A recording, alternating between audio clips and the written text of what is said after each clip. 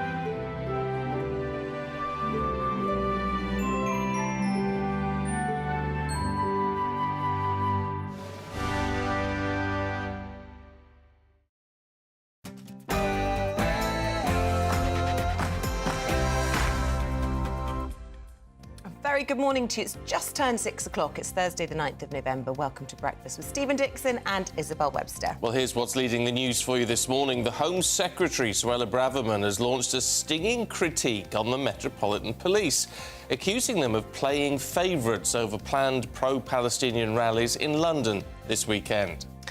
Well, despite this, tensions continue to rise within the Labour Party over Sir Keir Starmer's position on a ceasefire in Gaza, warnings that yet more shadow cabinet resignations could happen over the next couple of days. Well, in the Middle East, the Foreign Secretary James Cleverly has travelled to Saudi Arabia in a diplomatic effort to prevent the Middle East crisis spiralling into wider war. It comes as Hamas has apparently lost control of northern Gaza, with thousands of people forced to move south. It is the unofficial marker of the beginning of Christmas. Just under 2 hours to go until John Lewis reveal their 2023 Christmas advert, and we will be bringing that to you just as soon as it drops. But you lucky things, here's a sneak peek. Gran, can I have this?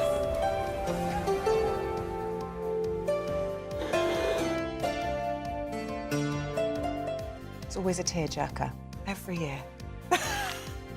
You're not fast. Paul Coyte's here. He's going to get you going, maybe. I don't think I can take any more. I mean, a seed. I want to say, can I have this? No. End of the advert. That's it. It's all over. No Christmas this year. Champions League, crazy game. Manchester United lose in Copenhagen, Manchester, and so not a good result for them. Arsenal win, and I will show you the swimmer who can swim with a glass of milk balanced on her head. Goodness me. How about that? I feel like Roy Castle. Really? Should do. Record breakers. Those were the days. Those were the days. We'll have a look at the weather for you today with Alex Burkill. Good morning. We have a day of sunshine and showers ahead, but watch out for some hail and some thunder with a chilly feel too. I'll have more later. And send in your thoughts to Stephen and to me by emailing us at GBNews, gbnews.com, or you can X us at GBNews.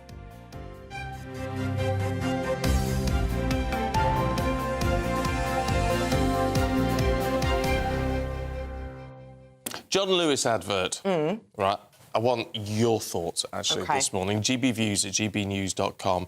Do you care? It's in, I have to say, it's in a lot of the papers this morning. A lot of the tabloids are covering the fact that it's coming out today. It's a big thing. It is a kind of, season starter, isn't it? It means bonfire night's out the way, the John Lewis ad's out. But I just don't know if John Lewis is quite the same cachet as perhaps it used to. No, I don't think so. Plus, anywhere north of about the Midlands, you don't get a John Lewis. Is that right? Yeah, it doesn't exist. I mean, I never knew one until I moved to London. Oh, well, there you go. So I mean, I really don't care. But it's the tearjerker ads, it's what's the music, what's the theme. People get quite into it. Yeah. But anyway, so let us know. If I've got it wrong all these years, let me know. gbviews at gbnews.com. Love to hear from you.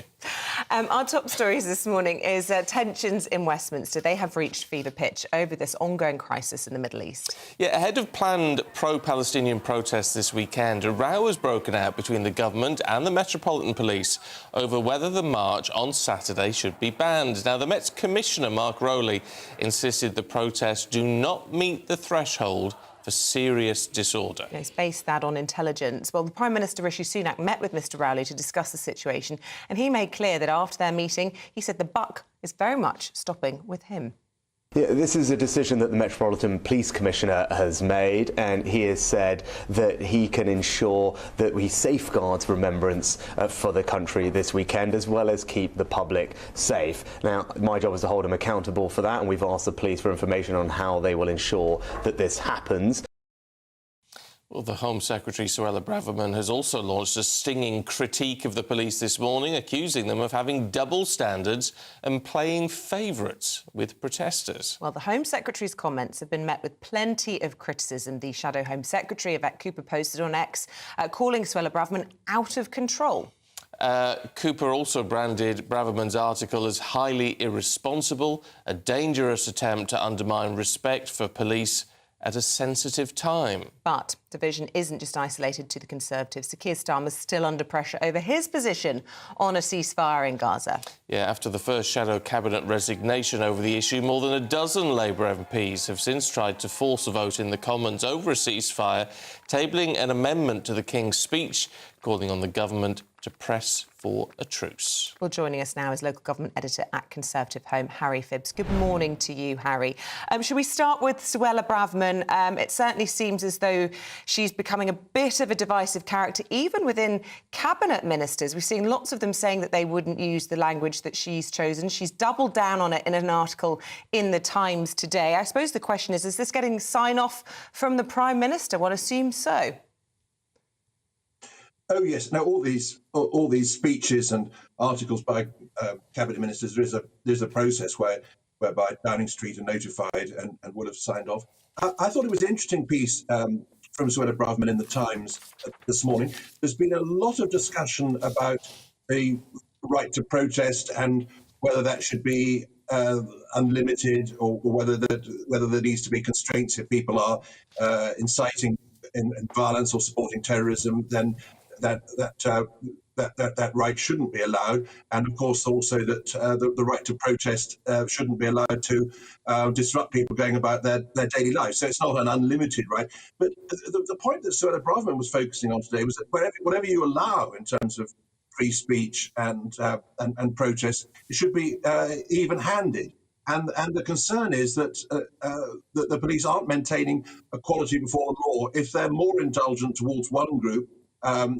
She gave the example of Black Lives Matter, where, of course, during the lockdown, there weren't supposed to be any marches at all, and Black Lives Matter were allowed to go ahead, and that was a highly controversial group. I mean, there was a lot of virtue signalling celebrity support for them, but they're actually pretty extreme, anti-police, attacking white people, vandalising things, vandalising statues and whatever. So the idea that the police should give special treatment to a group like that, and that other activities should not be allowed, shows a failure to have equality before the law. So I think she's onto something with that point. Well, except it's not just about what these people are saying or what they stand for when there's a protest. It's how safely the police can police it. Now, that Black Lives Matter during lockdown was a huge event. Trying to shut that down would have been problematic. And the same goes for this, doesn't there? And I mean, from what we understand, it's happening on Saturday. The National Day of Commemoration is actually Sunday. It's not going anywhere near the cenotaph. There's no sign that there's going to be a lot of violence. There's been very few arrests in any of the other protests. So it's difficult to know quite how the police would justify stopping this, isn't it? Well, I think one point of justifying something is if it's regarded as, I mean, Suella Braverman talking about them being a hate march. I mean, if you've got people chanting slogans in line with Hamas, if you've got anti-Semitic comments being made, then that is incitement to violence, and so that should not be allowed. I mean, I take your point that obviously in terms of operational policing, if the law is being broken and there's a sufficiently large number of people breaking the law, that the practicalities for the police of dealing with that on the spot might be challenging. But then, of course, there is also a lot of video footage, and I think there would be concern that we haven't even had many people being pursued afterwards. Don't you remember the riots in London in August 2011? The police seemed to be sort of standing by and letting people loot shops, and it was pretty frustrating. But then at least there were a substantial number of arrests afterwards, once people were identified through the wonders of modern technology. And so far, that doesn't seem to be happening either. So, but I take your point that the operational matters for policing these large events are pretty challenging. It's interesting hearing the comments of Yvette Cooper. I mean, she's been excoriating. She said no other Home Secretary of any party would have taken the position that Suella Braverman has taken. The I newspaper this morning quoting a member of the Conservative Party cabinet saying a serving Tory minister say that her job is to calm things down. Instead, they accuse her of fuelling anger amongst the far right. I mean, we talk about problems within the Labour Party, but I wonder if Suella Braverman is making things worse within the Conservative Party by breaking ranks in this way. Oh, I think that's a bit over the top. There's some of those comments. I mean, we've had controversial marches and concerns about them breaking into violence and disorder for decades, if not centuries. So, in that sense, there's nothing new about the dilemma. I mean, I think what is important is for people on both sides to have consistency with groups that you agree with or disagree with, and I think that is partly about understanding free speech. I mean, free speech is that people should be allowed to express their views and not be locked up unless they're inciting violence. But it doesn't mean you've got an unlimited right to sort of force those views on other people. I mean, I don't think that if I was to say, right, I'm going to walk up and down Whitehall very slowly and spend all day doing it and disrupt the traffic, and that's my free speech. So that would be reasonable or proportionate. I think these things have to be done in cooperation with the police, with the permission of the authorities, discussing the date and the route of the protest, and they should be even-handed about that. But it's not an unlimited right to do that, regardless of the consequences for the rest of the public. OK, Harry Phibbs, thanks very much indeed for coming on this morning. Thanks. I mean, it's an interesting one, isn't it? I have to say, I'm not comfortable with the march. OK. Because because of when it's happening. I think that's quite distasteful. However, this is a country where protests are allowed, and you can't only allow protests that you agree with. Absolutely.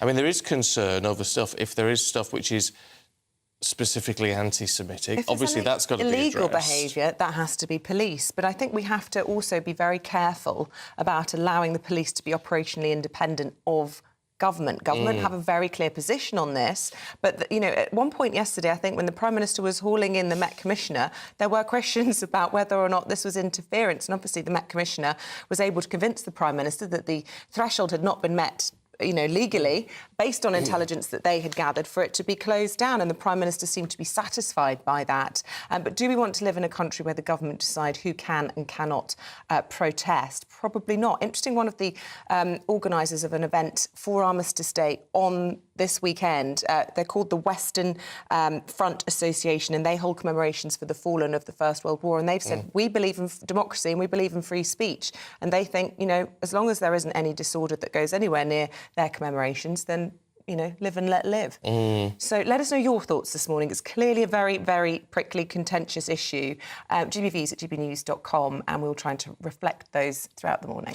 Well, looking at what is going on in the Middle East, well, the Foreign Secretary has now flown to Saudi Arabia. He's continuing diplomatic efforts to try to prevent an escalation in the Israel-Hamas conflict and to get aid into Gaza.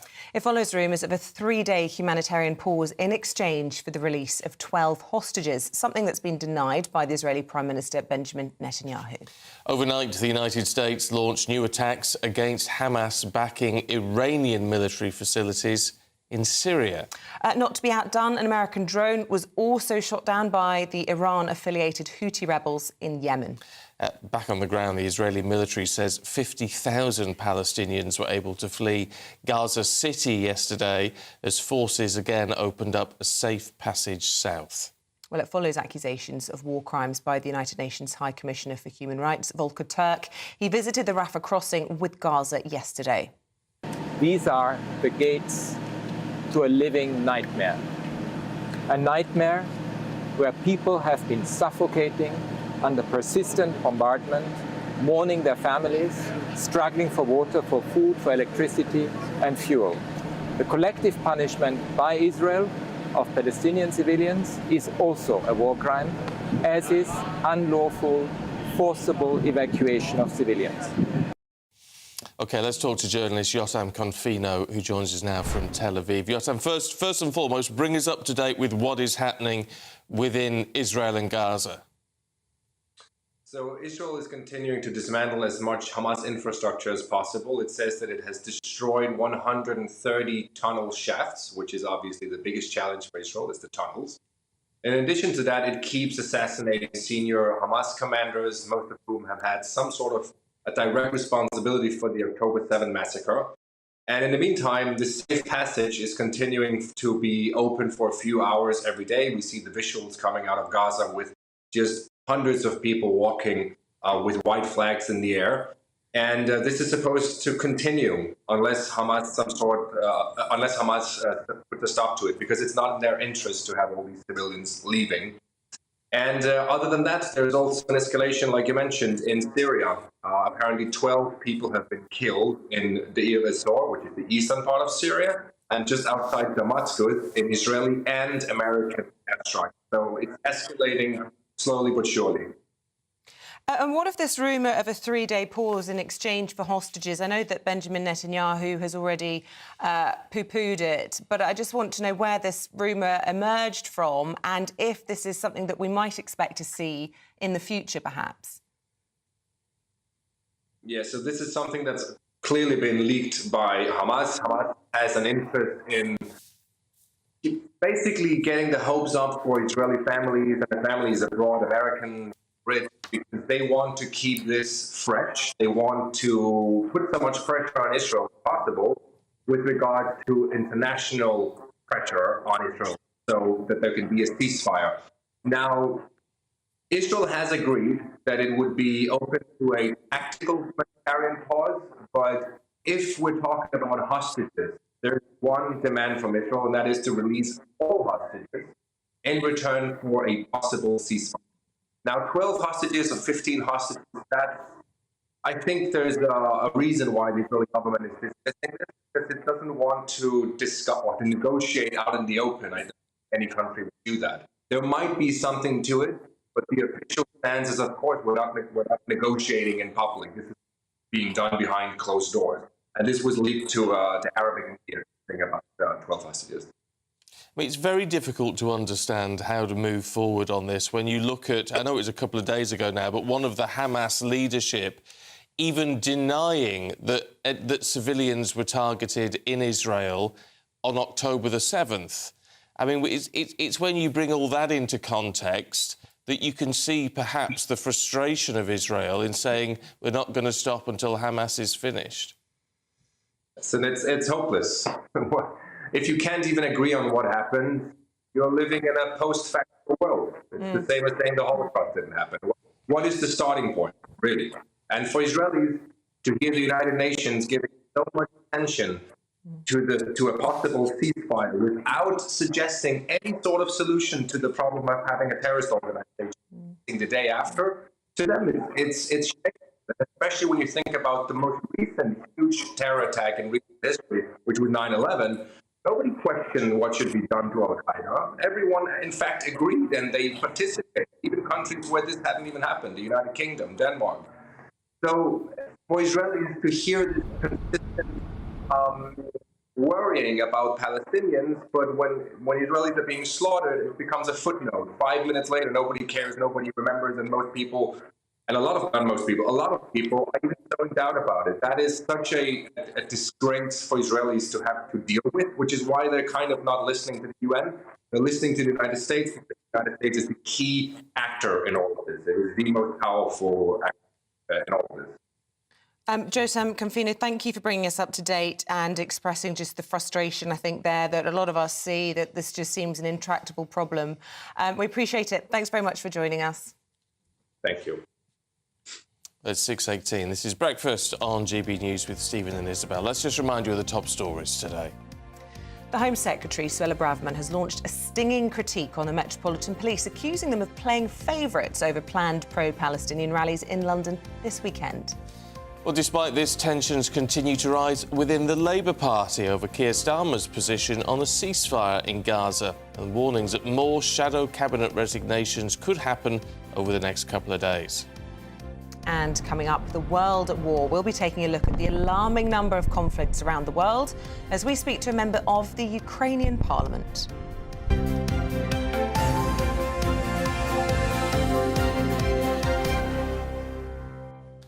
Now to an entirely different matter for you this morning, and the government's plans for rewilding vast swathes of countryside have come under renewed attack from farmers. Yes, growers have been receiving subsidies to help them leave the land to go wild, but some argue this could bring risks of food shortages in the future. Well, our South West of England reporter Jeff Moody went to meet a farmer who says the risks are very real. Rewilding the land. From gardening programmes to agriculture, the drive to end cultivation is more powerful than ever before. Anjana Devoy owns a glamping site. She's rewilded her land and has welcomed in a myriad different species. A little bit of you think, oh God, this is just marketing. These are the same plants, they're just marketed as wildlife friendly, but then why not? You know, I mean, if people, the growers say, by the way, if you put 6 of these plants together, you're going to get butterflies and bees, and they come, then fair play, why not? The government's £2.4 billion a year plan for rewilding, called the Sustainable Farming Incentive, has been rolled out across the country. Landowners are paid to plant trees and restore wetlands and peat bogs on 741,000 acres of land under the largest farming reforms in 50 years. Farm manager Nick Padwick thinks the reforms will have a huge benefit. Rewilding is, as we see it, a low-cost tool for biodiversity increase. So we all know we're on that massive tipping point at the moment in terms of biodiversity loss. And this is a different type of land, changing our land use in order to increase biodiversity, and it's doing exactly that already. But farmers are concerned. They say swapping fields of crops or cows for trees and bogs will make British food production a dirty word and force smaller growers off the land and out of business. Bill Geen is a sheep farmer in North Devon. Where's the food going to come from? You know, who's going to produce the food? What are the 60, 70 million people that live in this country going to be eating? You know, we have to carry on producing food.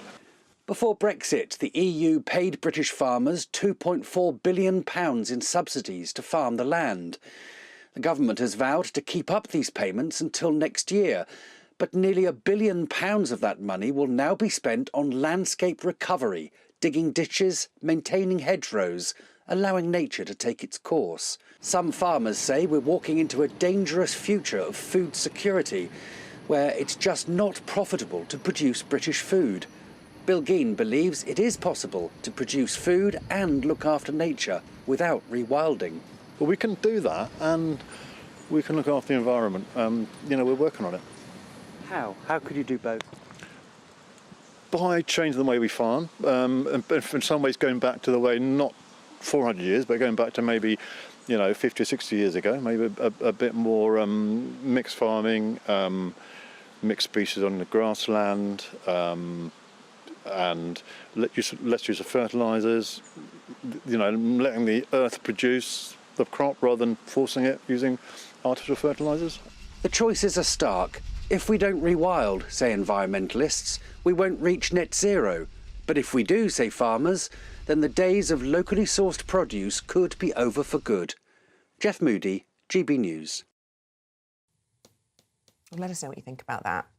I'm not sure what I think. I mean, I obviously really want to support British farmers. I can also see a lot of the benefits of rewilding. Yeah, I can see the benefits of rewilding. It's really good for soil quality and things like that, which can then lead to better farming conditions. But we do need food security. We do need food security. So another one of those dilemmas where you go round and round. Let us know what you think on that one, gbviews@gbnews.com. Speaking of views... Yes, well, yeah, lots of you getting in touch with what we're calling a bit of Christmas fun this morning, counting down Oh, there you see. November the 8th. We've got a clock. The official John... There's our John Lewis clock. The official John Lewis ad drops. An unofficial marker of Christmas. Con says, I agree with Isabel. We need something happy for a change. Well, that's true, isn't it? Are they happy or are they just Sometimes they can be tearjerkers? tearjerkers, but they're sort of happy tears. And I was sentimental. I was also saying you don't really get stores up north. Yeah, apparently. Oh, well. Oh. Cheadle, says Bev. There's a John Lewis in Cheadle just off the A34. And Alex in Leeds says, here in Leeds we have one of the largest. Cheadle's down south, Yes, but you said north of Coventry. Oh, did I? Not in the Lake District, anyway. Cheadle's down south for me. We have booths in the Lake District. Oh, it's lovely. I like booths. Sula says, I'd argue the best Christmas ad is Asda with Michael Bublé, but Jodie's all about Coca-Cola. She liked the Christmas trucks. I don't understand the Coca-Cola thing. Holidays are coming. Yeah, because it does make you feel Christmassy. Yeah. I get all of that. But you can drink Coca-Cola any time of the year. I don't There's nothing Christmassy about it. With Christmas. This is true. So but I don't understand 1 that hour, 35 minutes and 23 seconds until it drops, and we will bring it to you just as soon as we can. I'm with David, who says, I couldn't care less. What would be a proper Christmas gesture is an ad that just says, Merry Christmas from John Lewis, and here's a couple of million quid for charity. Well, I don't think they've got any spare cash these days, do they? Yeah, but that must be costing millions, No, that's true. That is true. Let us know what you think. Love it or loathe it. We're going big on John Lewis Christmas this morning. Saatchi and Saatchi have done this ad for them. Very posh. I personally... Stop it. I'm all just ready for a bit of Christmas cheer. Why not? Why you see, not? my sister-in-law her and her husband put the Christmas tree up at the weekend. No. OK, that's too cheerful for me. I think that's too soon. It has to be December for the tree. But a bit of twinkle here and there, just to make us smile. Why not? Well, that's why I'm in, darling. Exactly. Making me laugh. Anyway... Will Alex Burkle make us smile? I doubt it. Good morning, I'm Alex Burkle, here again with your latest GB News weather forecast. It's a day of sunshine and showers for many of us, but there is the risk of some hail and some thunder too. Plenty of showers already this morning, and these are going to continue for many through the day. Most frequent towards western parts where they could be heavy with some hail and some thunder, perhaps some heavy ones towards the southeast. Eastern areas seeing fewer showers, and across central northern Scotland, some decent dry and sunny weather. But despite the sunshine, temperatures here aren't going to rise particularly high, highs around 8 or 9 Celsius, a little bit milder than this further south. As we go through this evening and overnight, we're going to see the showers continuing for many places, and in fact they could merge into some longer spells of rain across parts of Wales and England in particular. In between the showers and the longer spells of rain, there will be some clear skies, these most prolonged across parts of central western Scotland and Northern Ireland. Here, a touch of frost is quite possible first thing on Friday morning. Even elsewhere, it's looking quite chilly, with temperatures dropping into mid-single figures in towns and cities.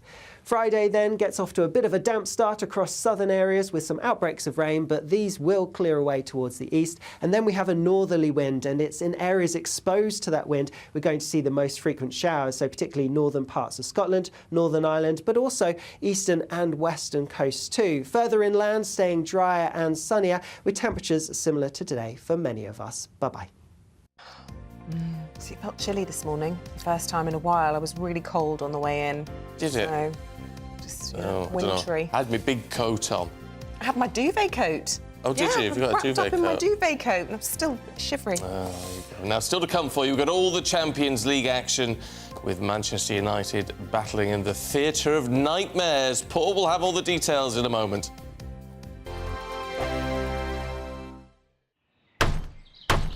Who is it? We're here for the show.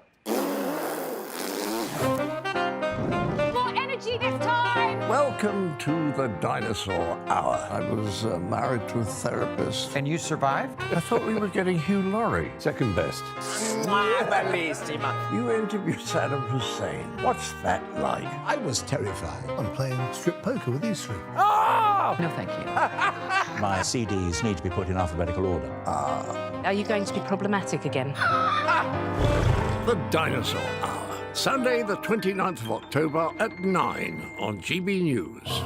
What you get for breakfast is something that, if we do our jobs right, you will wake up to news that you didn't know the night before. It's a conversation. It's not just me and Eamonn. We want to get to know you, and we want you to get to know us. From 6, it's Breakfast with Eamonn and Isabel. Monday to Thursdays on GB News. Britain's news channel. People in Britain, they love free speech, but they also love fair play. I don't care if I'm speaking somebody from a trade union, from the Labour Party, somebody from the SNP. And I think the viewers like to see that actually we can challenge one another, but in a positive way.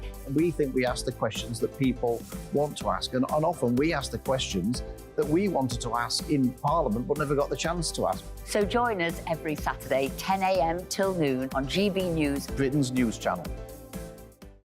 Nightmare commute. Kick it up a gear with me, Patrick Christie's, at drive time, 3 till 6 p.m, Monday to Friday on GB News Radio. You can listen online and on DAB+, on the smart speaker app and on the GB News app.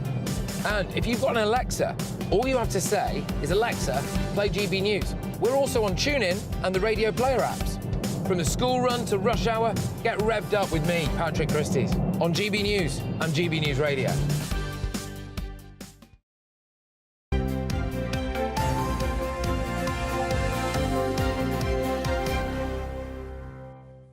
Welcome back to Breakfast. It is fast approaching 6:30. You're tuned in to Breakfast with Stephen and Isabel. Here's a reminder of our top stories. The Home Secretary, Suella Braverman, has launched a stinging critique on the Metropolitan Police, accusing them of playing favourites over planned pro-Palestinian rallies in London this weekend.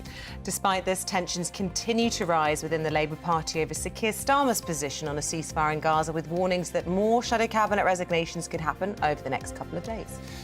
And coming up, the world at war. We're going to be taking a look at the alarming number of conflicts around the world, and we're going to speak to a member of the Ukrainian Parliament. Well, let's take a look now at some of the other stories coming into the newsroom. And Ivanka Trump appeared before court in New York yesterday. She testified on her father's behalf over the value of his property empire. State lawyer Louis Solomon lost his temper with her for giving 3-minute descriptions about different buildings and failing to answer questions, in his words, properly. The Oxford AstraZeneca COVID-19 vaccine has been branded defective in a multi-million-pound landmark legal action that will suggest claims over its efficacy were vastly overstated. That's being reported in The Telegraph today. The pharmaceutical giant being sued in the High Court by a man left unable to work after getting the jab in April 2021. And a second claim from a widower of a 35-year-old who died after getting the jab, made by AstraZeneca. A war memorial in Greater Manchester still being guarded by police after protesters sprayed Free Palestine graffiti across its base. Greater Manchester Police said the cenotaph in Rochdale was vandalised and poppies were removed on Tuesday afternoon, and it's currently a crime scene. Both police and Rochdale Council have condemned the vandalism as criminal disrespect, which is totally unacceptable.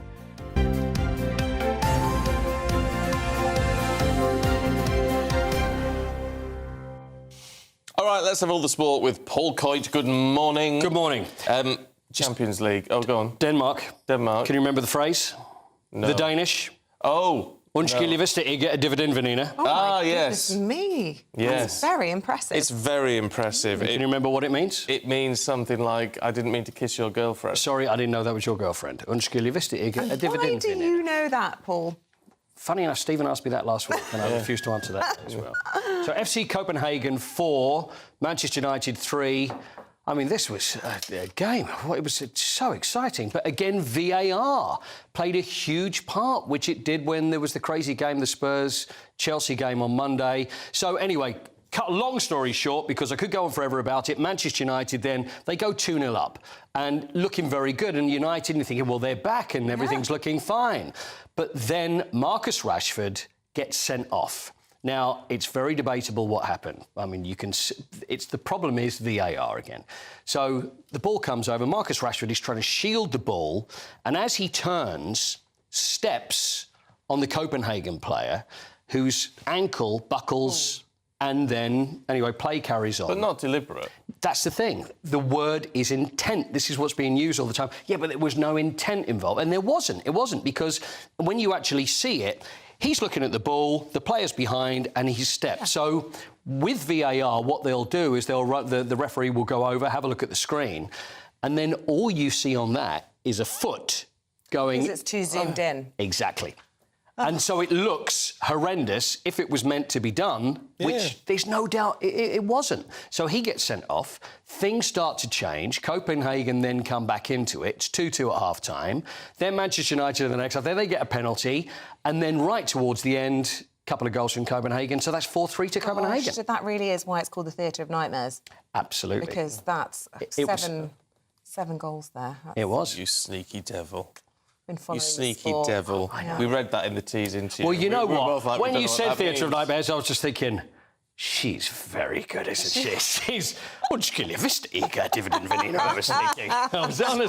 very, very good. But it really is some place to go. I see that written down, by the way. I don't know how to spell it. I know it phonetically. But it was so noisy there in Copenhagen, and everything was built up. They were so up for it. And it went very quiet when Manchester United scored the first two, but then they came back, which leaves Manchester United in all sorts of trouble now to qualify for the knockout. Stage of the Champions. Can we have a look at the boxing with Tyson and Usyk? Yeah, spell that Yeah, one. I mean, well, this one, whether this is going to happen, I've got to be honest with you, I don't even know whether it actually is going to happen. So, Tyson Fury is supposed to fight Alexander Usyk for the undisputed championship of the world, heavyweight championship of the world.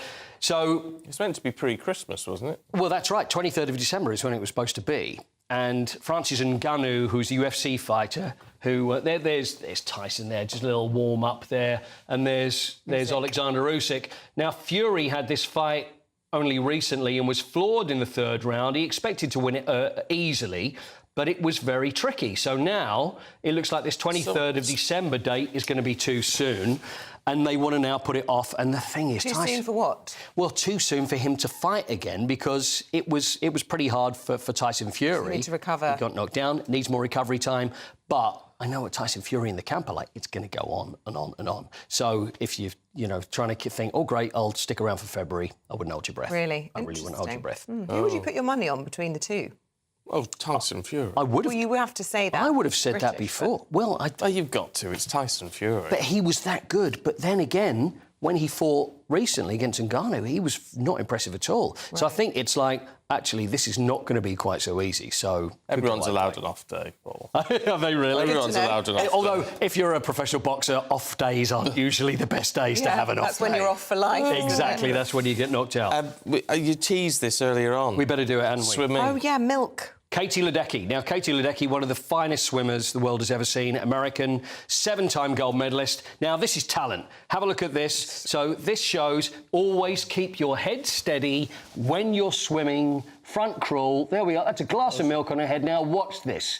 No trick photography, just a great swimmer. Now, here we go. She's got a snorkel on. That's not bad. Well, because then she can breathe. There's nothing against that. Even in a static position, maybe I've got a strange-shaped head. I'm not sure I could balance milk on my head. I'd like to see her do butterfly doing that. Well, then that would be impressive. She's got a coaster under a swimming pool. Has she? To make it flat. And by the way, that's not actually a snorkel. That's a straw. If you see as it going along, the milk will go down. That would be impressive, wouldn't it? Camel backpacks. But look at that.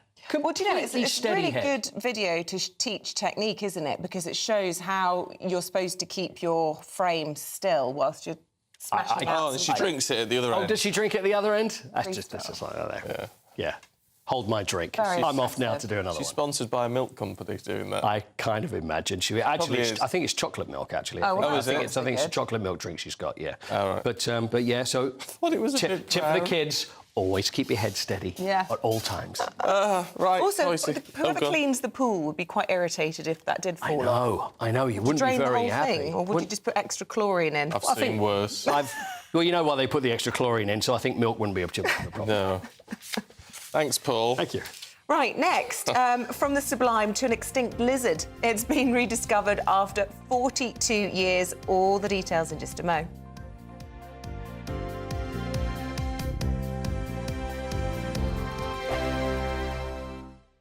In a world of dull and predictable radio and TV shows. Oh, hi. On Mark Dolan tonight, we've got big guests. We drill into the big stories of the day. The show adds up to a brilliant listening and viewing experience. Mark Dolan Tonight is the most entertaining current affairs show ever, and that's a fact. Join me, Mark Dolan, Fridays and Saturdays from 9, Sundays from 10. only on GB News, the People's Channel, Britain's news channel. There's only 3 people you can trust in life. Your doctor, your lawyer and your nana.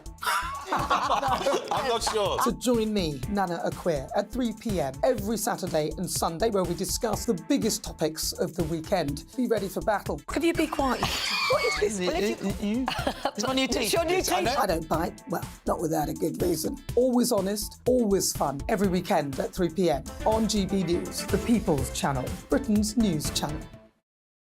So Jubes and Kerr, we tackle the issues of the day with real, robust debate, both sides of the fence, battling it out with me in the middle with my forthright opinions and views. And often really interesting things happen because you start with a position and then by the end of the debate you find actually, well, I might not have thought about that one. What we need in this country is 2 new political parties. You should maybe think about doing a 2024 calendar.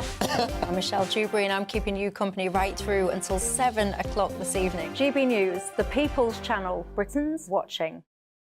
Join us every night on GB News at 11 p.m. for Headliners, which is 3 top comedians going through the next day's news stories, which is exactly what you need, because when the establishment has gone crazy, you need some craziness to make sense of it.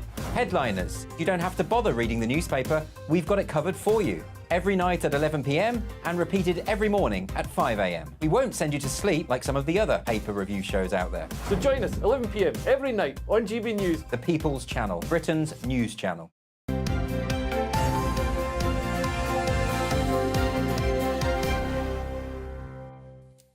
6:40 is the time. Let's bring you up to date. The Telegraph this morning leads with the Oxford AstraZeneca COVID-19 vaccine being branded as defective. At the Mail, reports on the Prime Minister telling the Met Police Chief that he will be held accountable if pro-Palestine marches wreck this weekend's Remembrance events. The Times has Suella Braverman accusing the Metropolitan Police of playing favourites when it comes to protesters. The Guardian is leading with Sir Keir Starmer battling to reassert authority within the Labour Party over his refusal to call for a ceasefire in Gaza. And what could be in the Daily Star? I don't know. Let's have a look. Bigfoot has been found in Wales. Or you could just say a large stump of tree. Looks like a twig to me. I need to see the actual thing. Where have you got it? I don't know. Let's put our... We haven't got one in here. Oh, no, look, there it is. Is that it? Is it? No. There you go. Oh, we have got one. Here we go. Let's have a look. Bigfoot. Well, it's certainly a big... It's a big footprint. But that's your lot. Big footprint found in Wales. We give you the John Lewis ad for a smile, they give you Bigfoot. Anyway, let's go through some of those headlines with GP and medical writer Dr Renee Hunderkamp and Deputy Editor Spiked, Fraser Myers. Morning to you both. Nice to see you. Fraser, let's start with the Daily Mail. Prime Minister telling Sir Mark Rowley, on your head be it. Yes, so Rishi Sunak has summoned the head of the Met Police in for a 45-minute dressing down, telling him that, you know, if this march goes ahead and there's disorder, then you'll be held to account for this. Now, this is the pro-Palestine march that is happening on Saturday, which, as people know, is Remembrance Day, so that's caused a lot of controversy.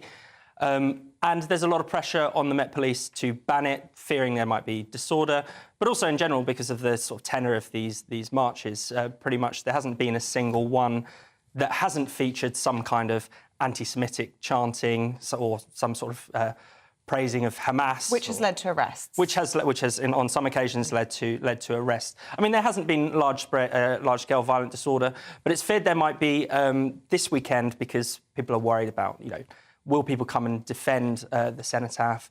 But it's going nowhere near the cenotaph. That's right, yeah. And I mean, the ceremony as well is also on the next day. This is what strikes me about it. As much as I don't like the idea of it going ahead, if it's not going anywhere near the cenotaph, then...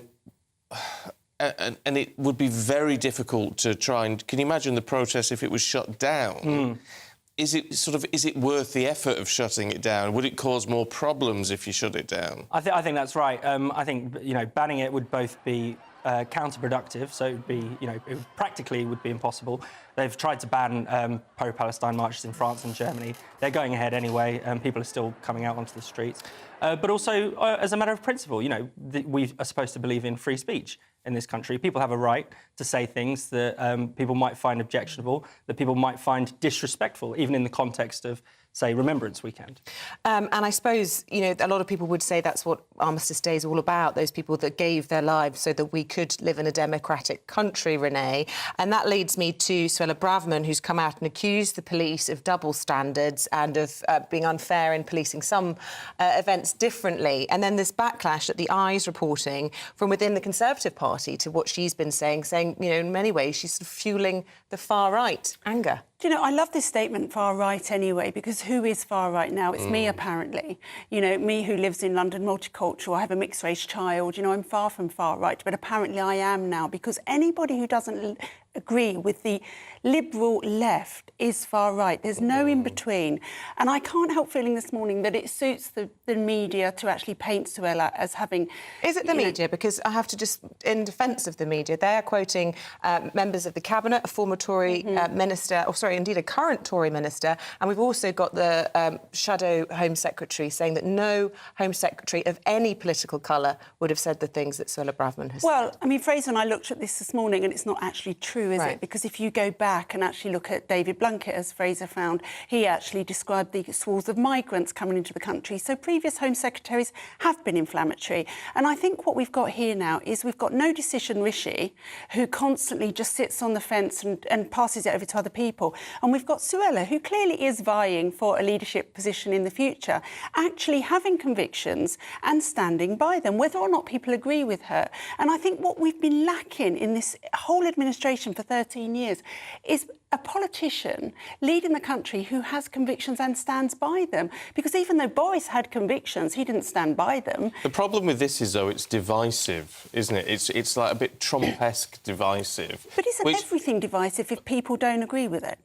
Yeah, but that doesn't actually help anybody, though, does it? I mean, rather than letting this protest pass, and as I keep saying, I'm not remotely comfortable with it, not at all.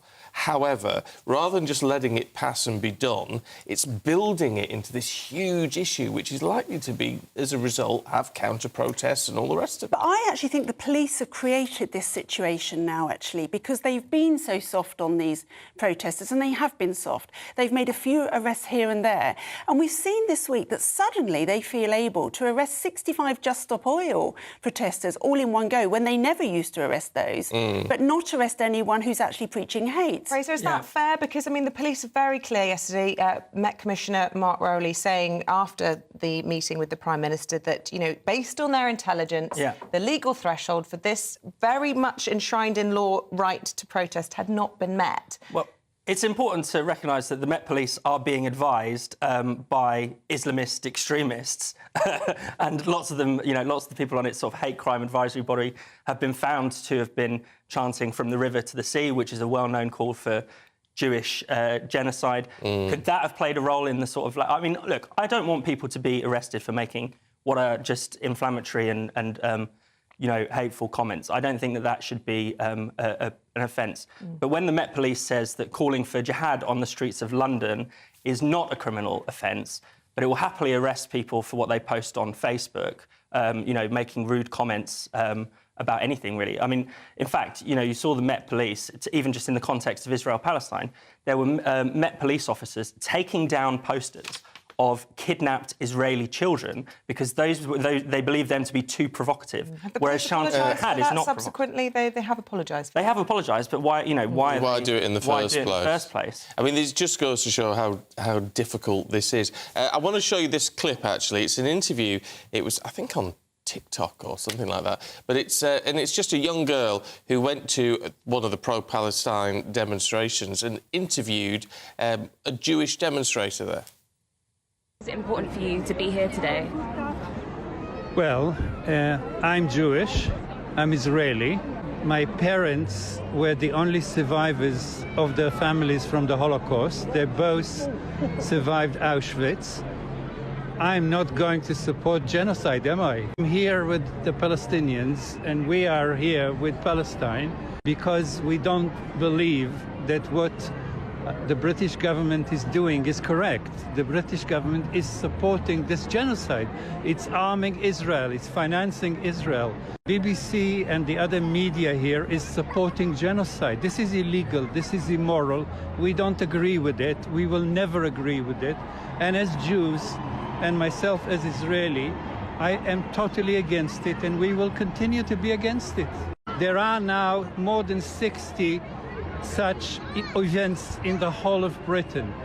People don't want to support this. They are against this government on so many other issues, but especially on this one. And also, this didn't start on October the 7th. In 1948, Palestinian villages, hundreds of them, were demolished. Thousands of innocent Palestinian men, women and children were slaughtered, and 750,000 Palestinian refugees were created. That's when it started, and it hasn't stopped since.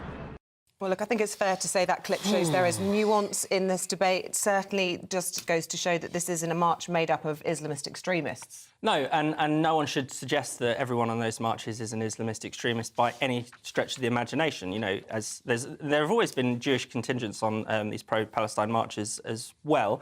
I mean, it just goes to show, like any group, you know, Jewish people are not a monolith.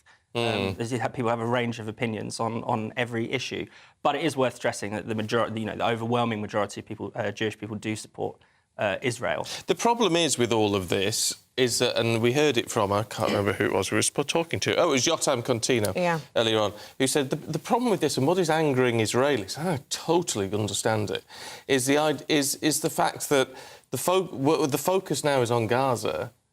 And the fact that 1,400 innocents were butchered on October the 7th, it becomes a footnote. Well, it became a footnote, I think, on the 8th of October. I think it was forgotten. I was actually being attacked online for actually putting details of things that were happening, telling me that I just bought into the propaganda, that babies were not, beheaded, that women were not raped, and this continues. So people have tried to suppress the truth of what happened on the 7th of October in order to just talk about Gaza. Look, babies dying anywhere is an absolutely abhorrent crime, but we have to look at what started this. There was a ceasefire that was ended on the 7th of October by Hamas. Yeah.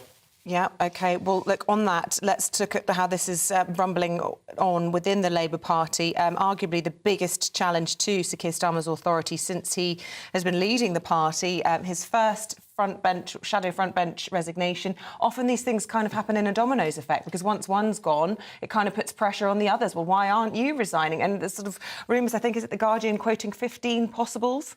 Yeah, four shadow ministers prepared to quit and 10 others on sort of resignation watch.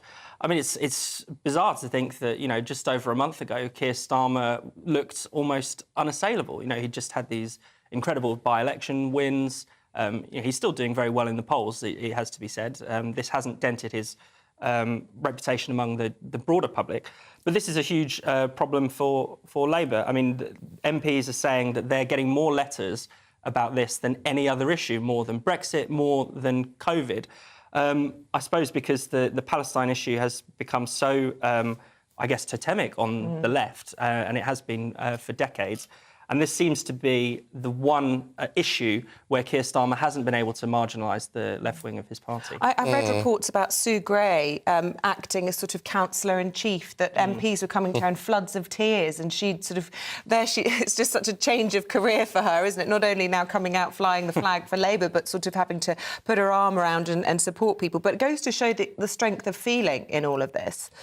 Renee, any thoughts on what's happening within Labour? I mean, I find it a little bit staggering that there are MPs in floods of tears. Again, we come back to backbone, and I wish our MPs would just show a little bit more backbone. I think this is a really difficult time for Keir. It was always going to be, when it happened on the 7th of October and they had their conference coming up, it was going to be a difficult time. At the moment, I think he's handling it as well as he possibly can, and I think for once he's sticking to his guns, so he can't be called flip-flop, and he's never going to make everyone happy.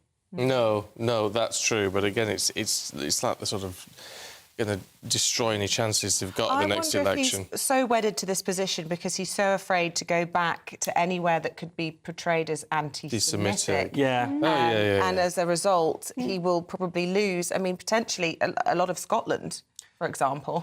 Yeah, I mean, there are sort of... Because the SNP have... Hamza Yousaf has come out quite strongly in favour of a ceasefire and wants to have a Commons vote to almost flush out the divisions in Labour. Well, that could be a huge flashpoint. All right, let's change tack, should we? Because it's all very heavy. Let's look at something which is good news.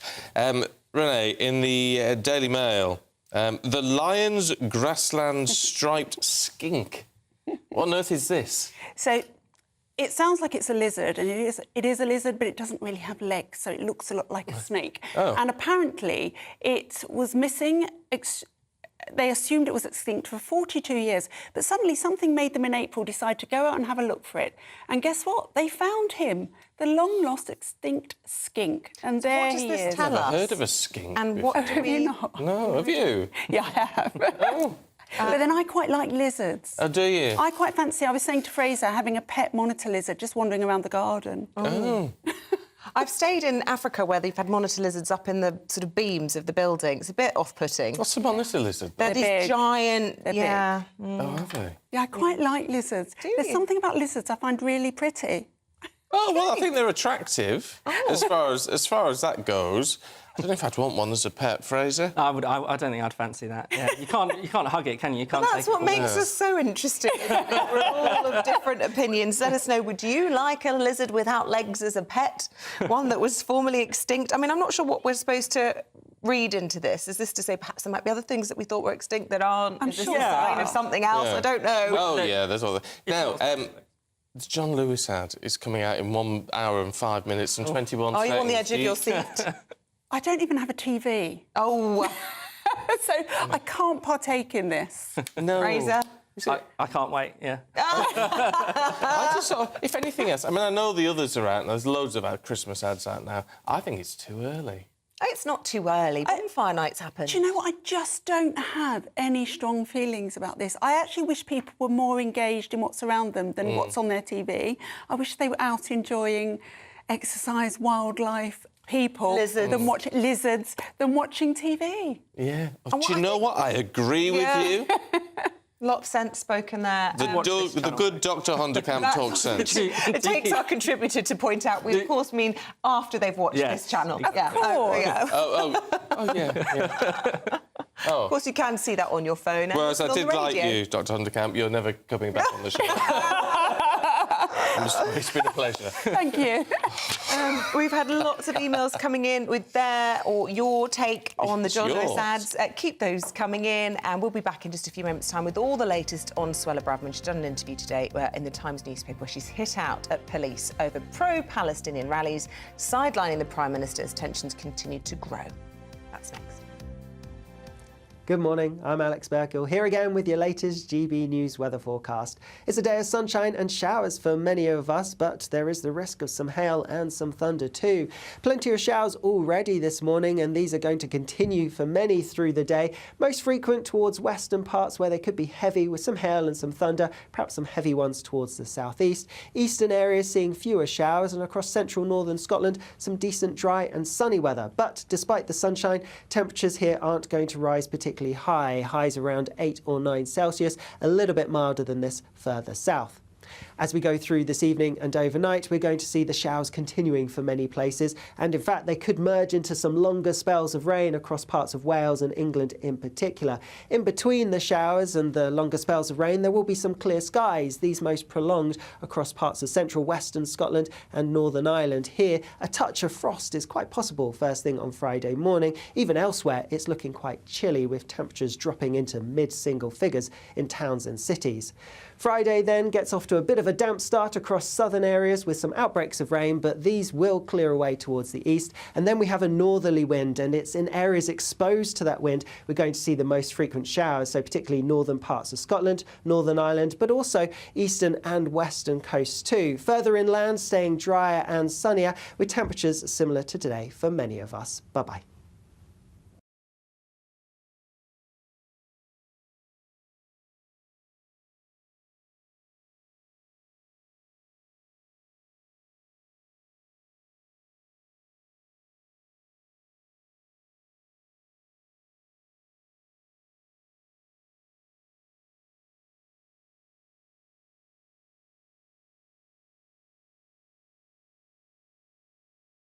GB News, unlike other broadcasters, isn't obsessed with the London-Westminster bubble. We think there's a nation beyond the M25, and that's why we talk about the issues that matter across the land. Join me on State of the Nation, 8 to 9 o'clock Monday to Thursday on GB News. Daisy's listening, and you should too.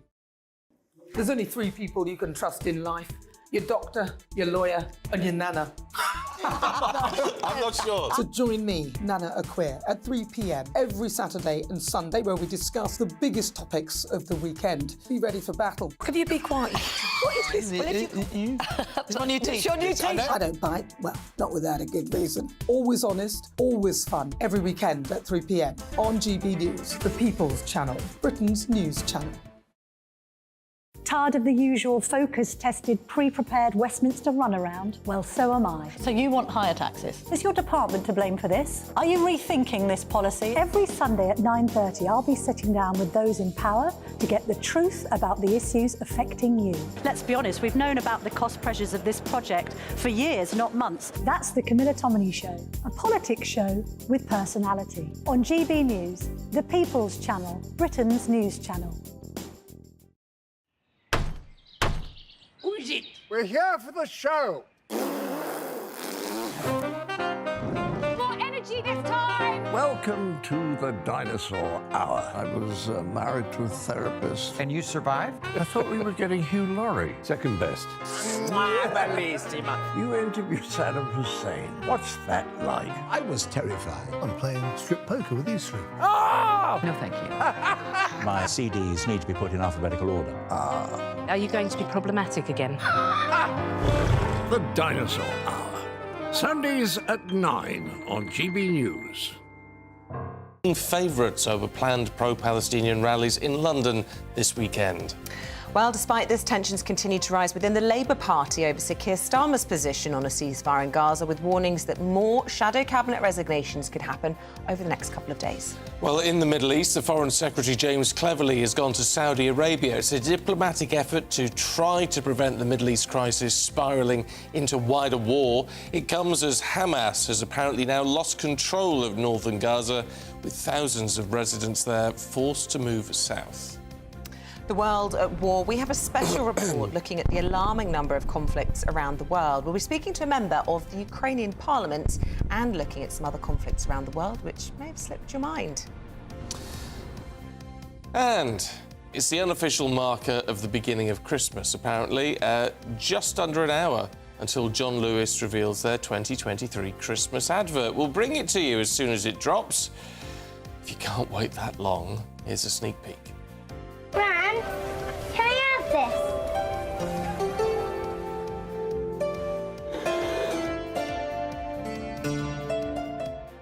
Not long to wait now, Paul. Paul Coyte's here with your sport. I know you can hardly wait. What does he want that for? Doesn't look like a very good present to me. Little Christmas tree to grow. Oh, is that what it is? Can I have this, greedy little devil? No, you can't. You pay for it like everybody else does. That's nice, isn't it? Happy Christmas, everybody. Manchester United lose in Copenhagen. Arsenal win. Harry Kane can't stop scoring goals. And we have the darts player with the rude nickname who is going to have to change it. Look at you, you're so chuffed with yourself over that. Naughty schoolboy. I don't know what it is, we'll find out. I can't help laughing at it, I'm sorry. We'll be checking on your weather, of course, throughout the hour. Here's Alex. Good morning. We have a day of sunshine and showers ahead, but watch out for some hail and some thunder with a chilly feel too. I'll have more later. And you can join in any of our discussions. You can email us, gbviews@gbnews.com, or you can tweet us at GBNews. She's smiling because she's just heard what the nickname is. Wasn't funny at all.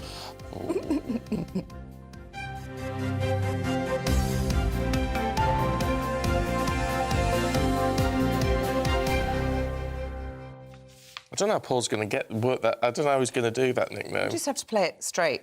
Straight, yeah. No Could smirking, boys. It could be a television disaster, but we shall see.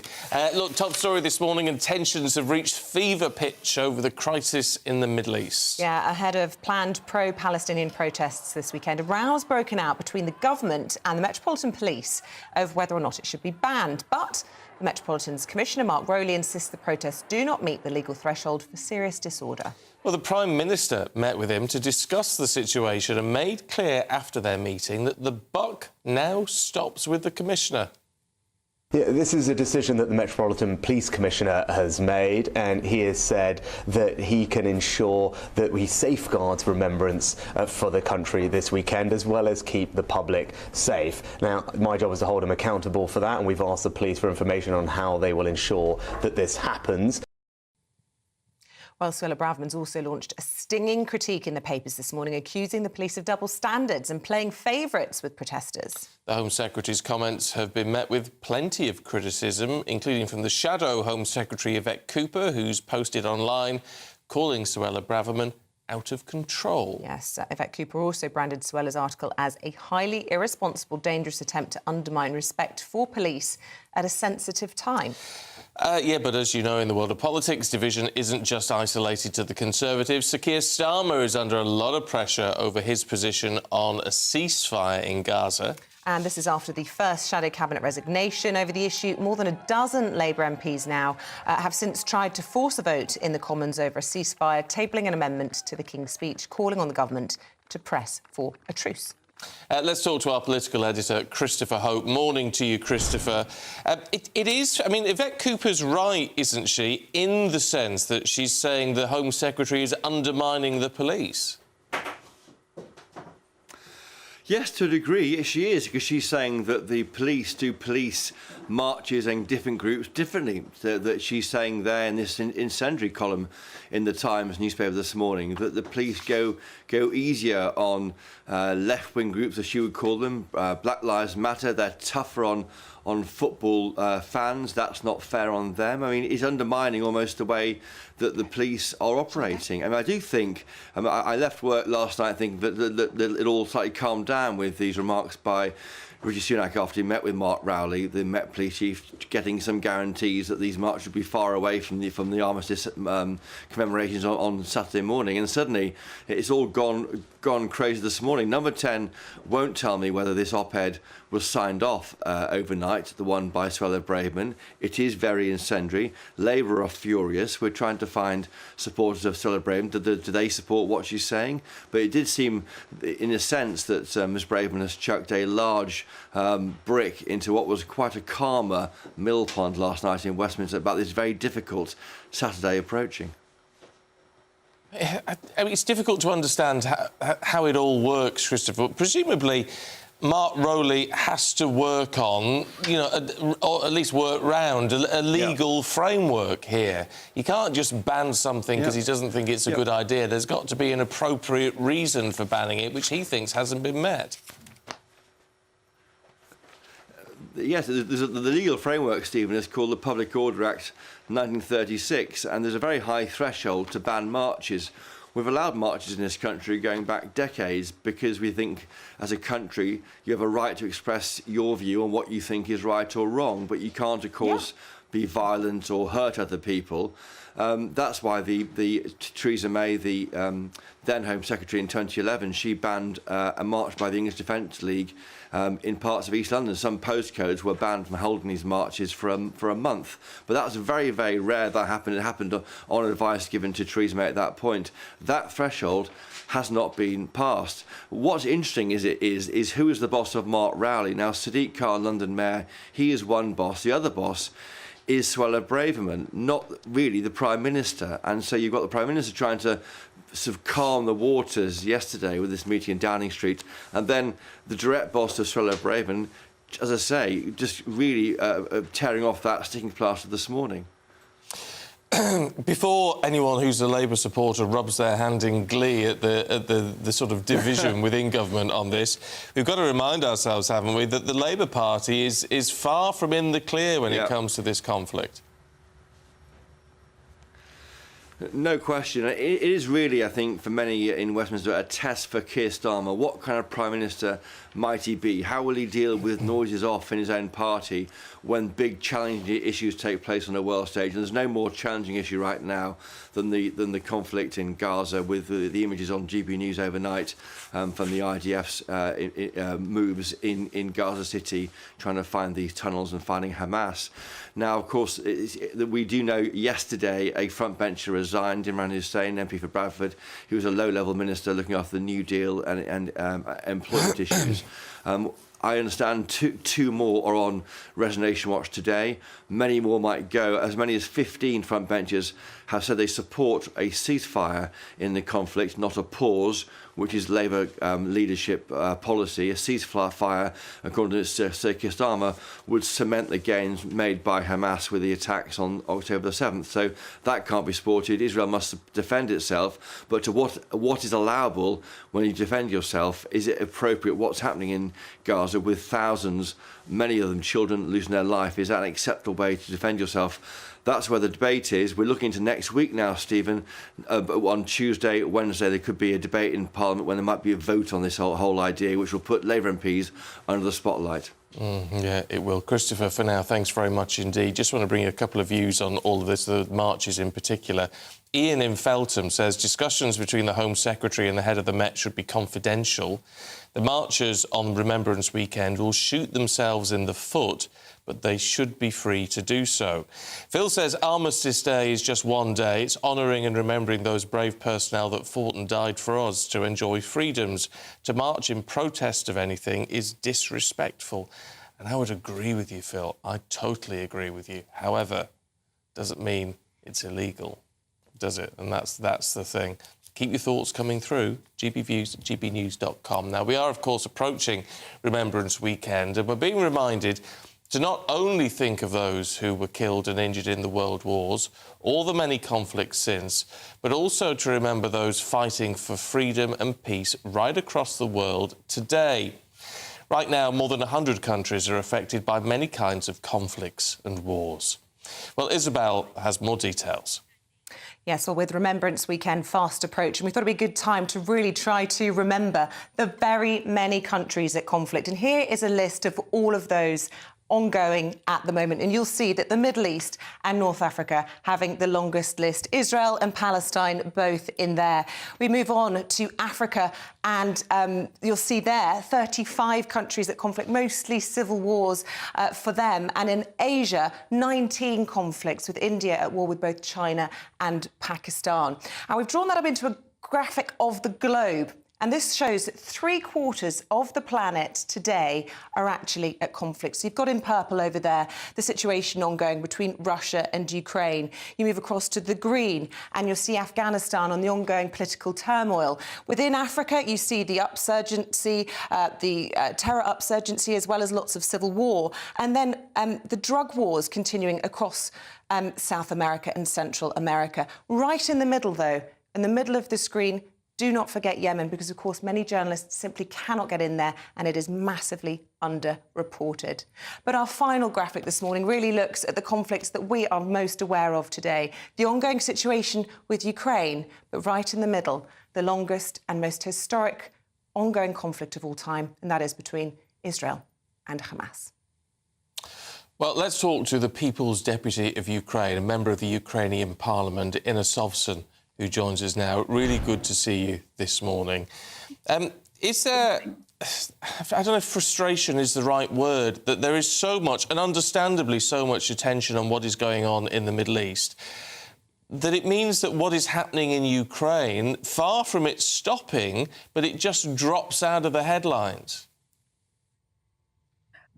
Indeed, I understand. I do follow the international news, and I am seeing that there is much less coverage of the situation in Ukraine. Of course, the reality for us hasn't changed a bit. We are in the middle of the war. We had a 2-hour air raid alert in Kyiv just yesterday, which meant for me that my son, who is at school here in Kyiv, had to go to the bomb shelter. And I'm not even speaking about the areas which are closer to the front line. The situation over there is even worse because they're basically being shelled every single day. Every single day, civilians are being killed because of the Russian shelling by artillery, planes, fighter jets, you name it. So yes, it is not on the news, but it doesn't mean it is not happening in real lives for us here. President Zelensky, of course, did such an incredible job of capturing the world's attention, travelling the world, garnering lots of financial and military support for Ukraine. How much harder has his job become since the eyes of the world have understandably moved elsewhere now? Well, it became much more difficult for all of us working on the international scene. Of course, the president is the major representative of Ukraine, and he is, of course, extremely concerned about lack of coverage.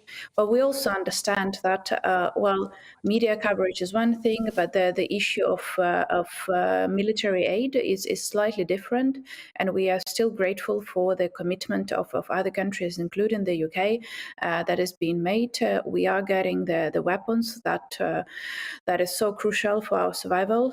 Unfortunately, not enough of it for us to win, but at least we get a chance to continue the fight. Of course, I would wish for the fight to be over, but unfortunately, we do not have enough weapons to deliver victory that we are all dreaming of. I wonder if there is a responsibility on people like us to talk about, to keep talking about what is happening in Ukraine, because is there a danger that if it drops away from our headlines, if it stops being on the front pages of the newspapers, that actually gives Putin a freer hand to do more of what he wants and to make this fight even harder? Well, it's far from me to define your responsibility. Of course, I would never do that. But I do believe that indeed, if it is not being covered by the foreign media, then of course this will mean that the attention of your societies to this issue will drop. And then your politicians will not feel so much pressure from their constituencies to support Ukraine. And then, of course, that will mean decreased level of support for Ukraine. But I will also point out to one more issue, is that Russia is really good at propaganda, including propaganda in other countries, including those in Europe. So that is definitely in kind of your line of responsibility, that is to respond to the Russian propaganda. Because, of course, Russia is at direct war with Ukraine, but it is actually using hybrid.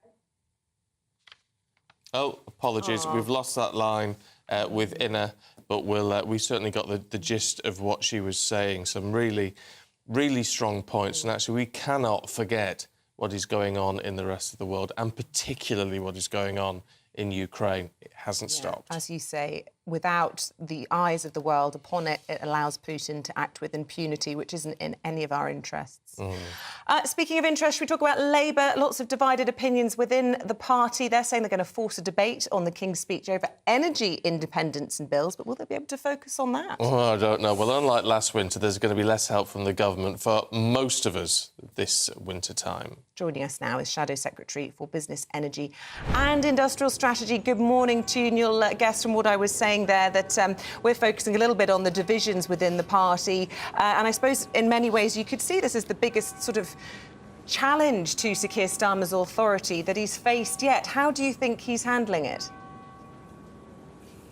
Well, I wouldn't put it in those terms, to be honest. It's lovely to be with you this morning, of course. But look, Keir's position, the Labour Party position, has been clear from the beginning in backing Israel's right and duty to defend itself, but of course making sure that should be done within the law. But clearly, where civilians are involved in any conflict zone, there's a need to get them the humanitarian assistance they need, and the situation in Gaza is clearly a very pressing one. But where you see colleagues, for instance, advocating for something like a ceasefire, I think this is a very difficult time where communities have very strong views. No one wants to see the kind of appalling violence that has been unleashed by what Hamas did on October 7th. But I think the position that Keir has set out for the leadership of the party that we've held to, that is, I think, the right position, I think has held and is the one that is commanding the majority of support within the party. Of course, there'll be some different views within that, but I do believe we have absolutely got the right position on this. All right, explain to us then why a ceasefire is not tenable at the moment. Well, I think, as I say, when people express the desire for that, it's a normal human desire to see an end to violence. But a ceasefire, when you have Hamas representatives on the global media saying they don't regret what they did, they will do it again. That threat is still a pressing one. When you have hostages still being held and you have rocket attacks still going in to Israel, a ceasefire has to be on both sides. And I frankly don't see the desire or the ability to have a ceasefire in these circumstances, and that's why what was called initially by the Americans a humanitarian pause, a brief stop in the fighting to get the aid in, that is a more realistic way to get the help to people who really do need it. But when it comes to the longer term picture, of course we all want to see the end to that violence, but that's got to be a proper peace process, a two-state solution process put in place, rather than a ceasefire, which frankly might mean what we saw on October 7th happens again in a short period of time. So you would personally say then that the United Nations are misguided on this, that your colleague Sadiq Khan, the Mayor of London, who's got the biggest mandate, I could probably argue outside of Sir Keir Starmer, we've got Andy Burnham, we've got the leader of Labour in Scotland, and now Imran Hussain, who's been the first shadow front bencher to resign. They've all got it wrong. Look, I respect those different views, but I do think the position that is the Labour Party position is the right one, and I think I can understand why people, seeing those awful human suffering, the human tragedy that is the part of any horrible conflict like this. I understand why people, advocate a ceasefire, because it sounds like a way of stopping that violence. But I don't think it is the right position. I don't. I think a humanitarian pause gets the aid in the quickest. It's a realistic option that could be delivered. But I think the kind of threat that manifested itself to Israel on October 7th has to be diminished, removed, degraded in a way that takes that threat away. And I think actually for the long-term prospects for peace, the removal of Hamas's ability to do what they did is an essential part of that. Okay. We're hearing reports of colleagues of yours more contacted by constituents than during Brexit, for example. Others in tears, being comforted by Sue Gray, and I think up to 15 shadow ministers on resignation watch. This could be hugely damaging for the party, supposed to be a government in waiting.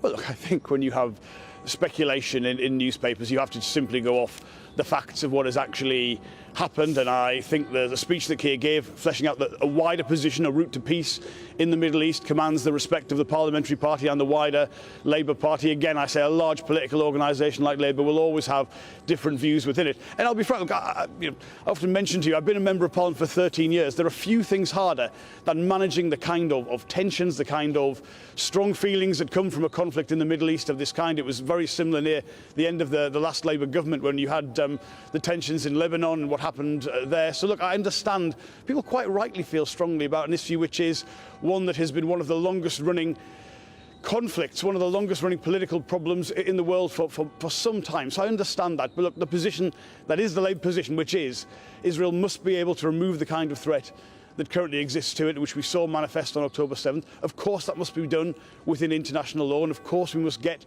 humanitarian aid to the people who need it the most. That is the right position, and it is one that we will stick to. OK, let's talk about energy, should we? Because you're forcing a debate in Parliament on bringing down energy bills for all of us. Well, look, on the surface, great. Who's going to argue against that? But how on earth do you do it? There's a very important point that we're going to push to the vote in Parliament today. And look, no one needs any explanation of what the energy crisis, energy bills have done, not just to people's actual bills, but of course the price of food, the price of industrial products, all of which comes through the economy. And the simple point is this: we will never be able to insulate ourselves from the kind of escalation in bills that we saw after Russia illegally invaded Ukraine if we remain wedded to fossil fuel prices. Don't forget, the price of gas doesn't just determine the price of heating for most people in the UK, it determines the price of electricity. And what we've seen from the government in the last few days, which is somehow a really misplaced belief that actually the Energy Secretary herself contradicted, that you can have more dependence on fossil fuels and not have those pressures in future. That is wrong. The only long-term way to insulate all of us from those kind of pressures is to remove our linkage to those fossil fuel prices, more renewables, more nuclear, more storage, more interconnection with other countries. That is the point of principle that we will put to the House of Commons today, which we call energy independence. It's about making sure we're never exposed to the kind of pressures we were when Russia invaded Ukraine again. And it's so important to the future, not just, as I say, for heating bills, but for the price of food, for the work that people do, companies being able to be competitive. So it's very important. It's a long-term thing. There's no short-term answers to this. But that is the argument, that is the vote that we'll put to Parliament today.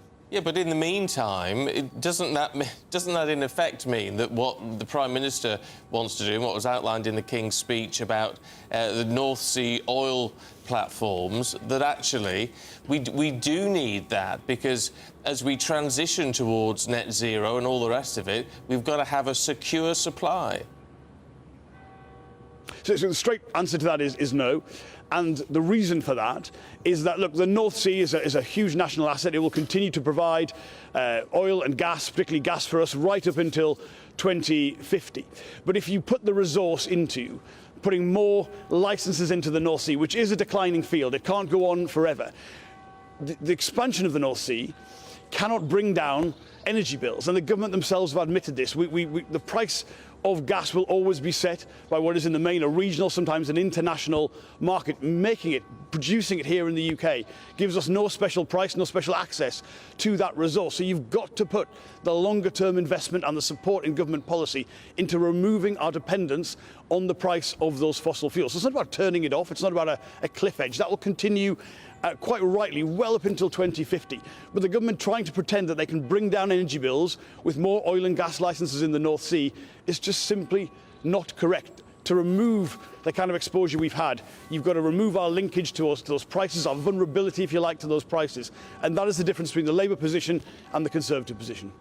Just finally, I have to ask you about the ongoing row with the Metropolitan Police about the marches this weekend. We've seen the comments by the Shadow Home Secretary, Yvette Cooper, this morning. Do you echo those? Well, I do. I think, first of all, our Home Secretary is out of control.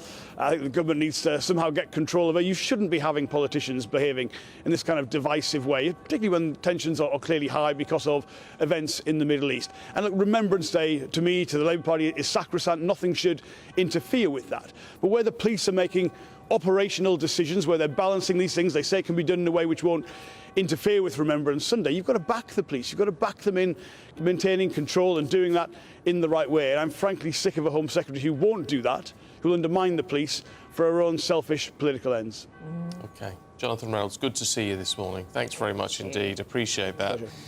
When it comes to if you're struggling, you know, it's worth ringing your energy supplier and saying, can you do a back billing task? OK, well, what happens? Because they get it wrong, you know. They do, actually. That's absolutely right. They overcharge. Yeah. And I know it all goes into your account, and then you look and you've built up credit, which then pays the bill when you get the bill. I mean, how they do it all. If you're on direct debit, that is. But I did it. Mine didn't look right. I thought, what on earth is going on? You're forking out all this money. Yeah. Did a back billing task yesterday. Yeah? How much did you save? They refunded me £3,000. Yeah, it just goes to show you can't trust them to get it right all the time. So I've been paying that for I mean, how long? Yeah. I mean, it's not, you know, I'm not paying £3,000 a month. You know, this is you know, a year or more of stuff where I didn't need to pay anything. They've just got it all wrong. £3,000. OK, I'll be writing that down, making that call. Back billing task. Top tip. Right, what sort of weather are you going to need a heating up today? Alex Burkill has your forecast. Good morning, I'm Alex Burkill, here again with your latest GB News weather forecast. It's a day of sunshine and showers for many of us, but there is the risk of some hail and some thunder too. Plenty of showers already this morning, and these are going to continue for many through the day. Most frequent towards western parts where they could be heavy with some hail and some thunder, perhaps some heavy ones towards the southeast. Eastern areas seeing fewer showers, and across central northern Scotland, some decent dry and sunny weather. But despite the sunshine, temperatures here aren't going to rise particularly high, highs around 8 or 9 Celsius, a little bit milder than this further south. As we go through this evening and overnight, we're going to see the showers continuing for many places, and in fact they could merge into some longer spells of rain across parts of Wales and England in particular.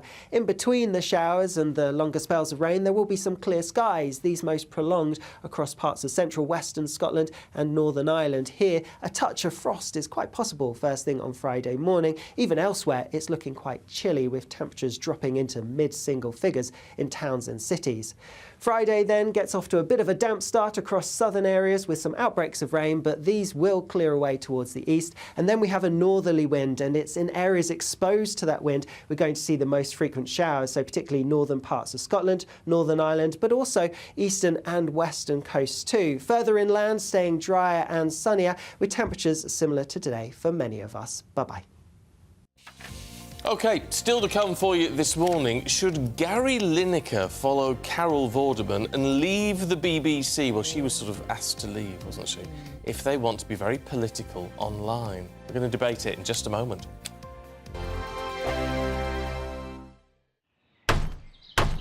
Who is it? We're here for the show. More energy this time! Welcome to the dinosaur hour. I was married to a therapist. And you survived? I thought we were getting Hugh Laurie. Second best. You interviewed Saddam Hussein. What's that like? I was terrified. I'm playing strip poker with these three. Oh! No, thank you. My CDs need to be put in alphabetical order. Are you going to be problematic again? The Dinosaur Hour. Sundays at 9 on GB News. What you get for breakfast is something that, if we do our jobs right, you will wake up to news that you didn't know the night before. It's a conversation. It's not just me and Eamonn. We want to get to know you, and we want you to get to know us.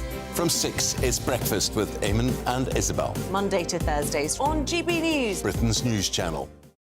People in Britain, they love free speech, but they also love fair play. I don't care if I'm speaking somebody from a trade union, from the Labour Party, somebody from the SNP. And I think the viewers like to see that actually we can challenge one another, but in a positive way.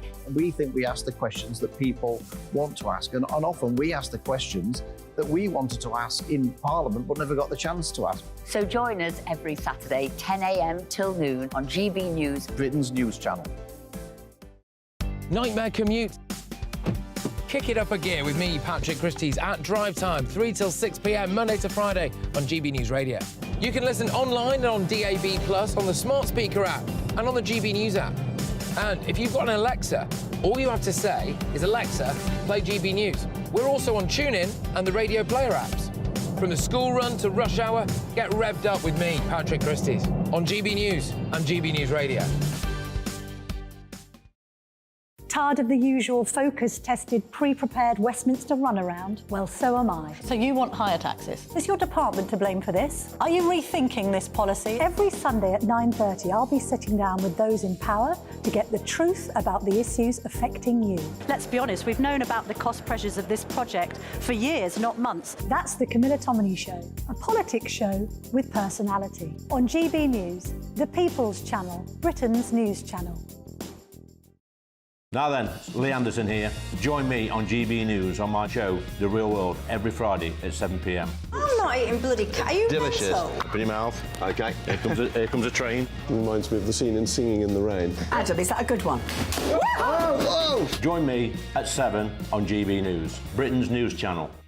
When the news happens, it happens here. And really important breaking news. Breaking news this morning. On TV, radio and online, the news starts here on Britain's Newsroom. All the biggest stories and the answers that you need from across the UK and beyond. Join Britain's Newsroom from 9:30 on GB News. The People's Channel, Britain's news channel. GB News, unlike other broadcasters, isn't obsessed with the London-Westminster bubble. We think there's a nation beyond the M25, and that's why we talk about the issues that matter across the land. Join me on State of the Nation, 8 to 9 o'clock, Monday to Thursday, on GB News. Daisy's listening, and you should too.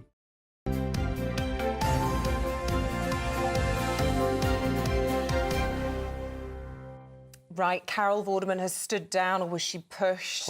Reading between the lines at the BBC. They've got their new social media guidelines, and we're asking this morning, is it time that Gary Lineker had a little think and also went?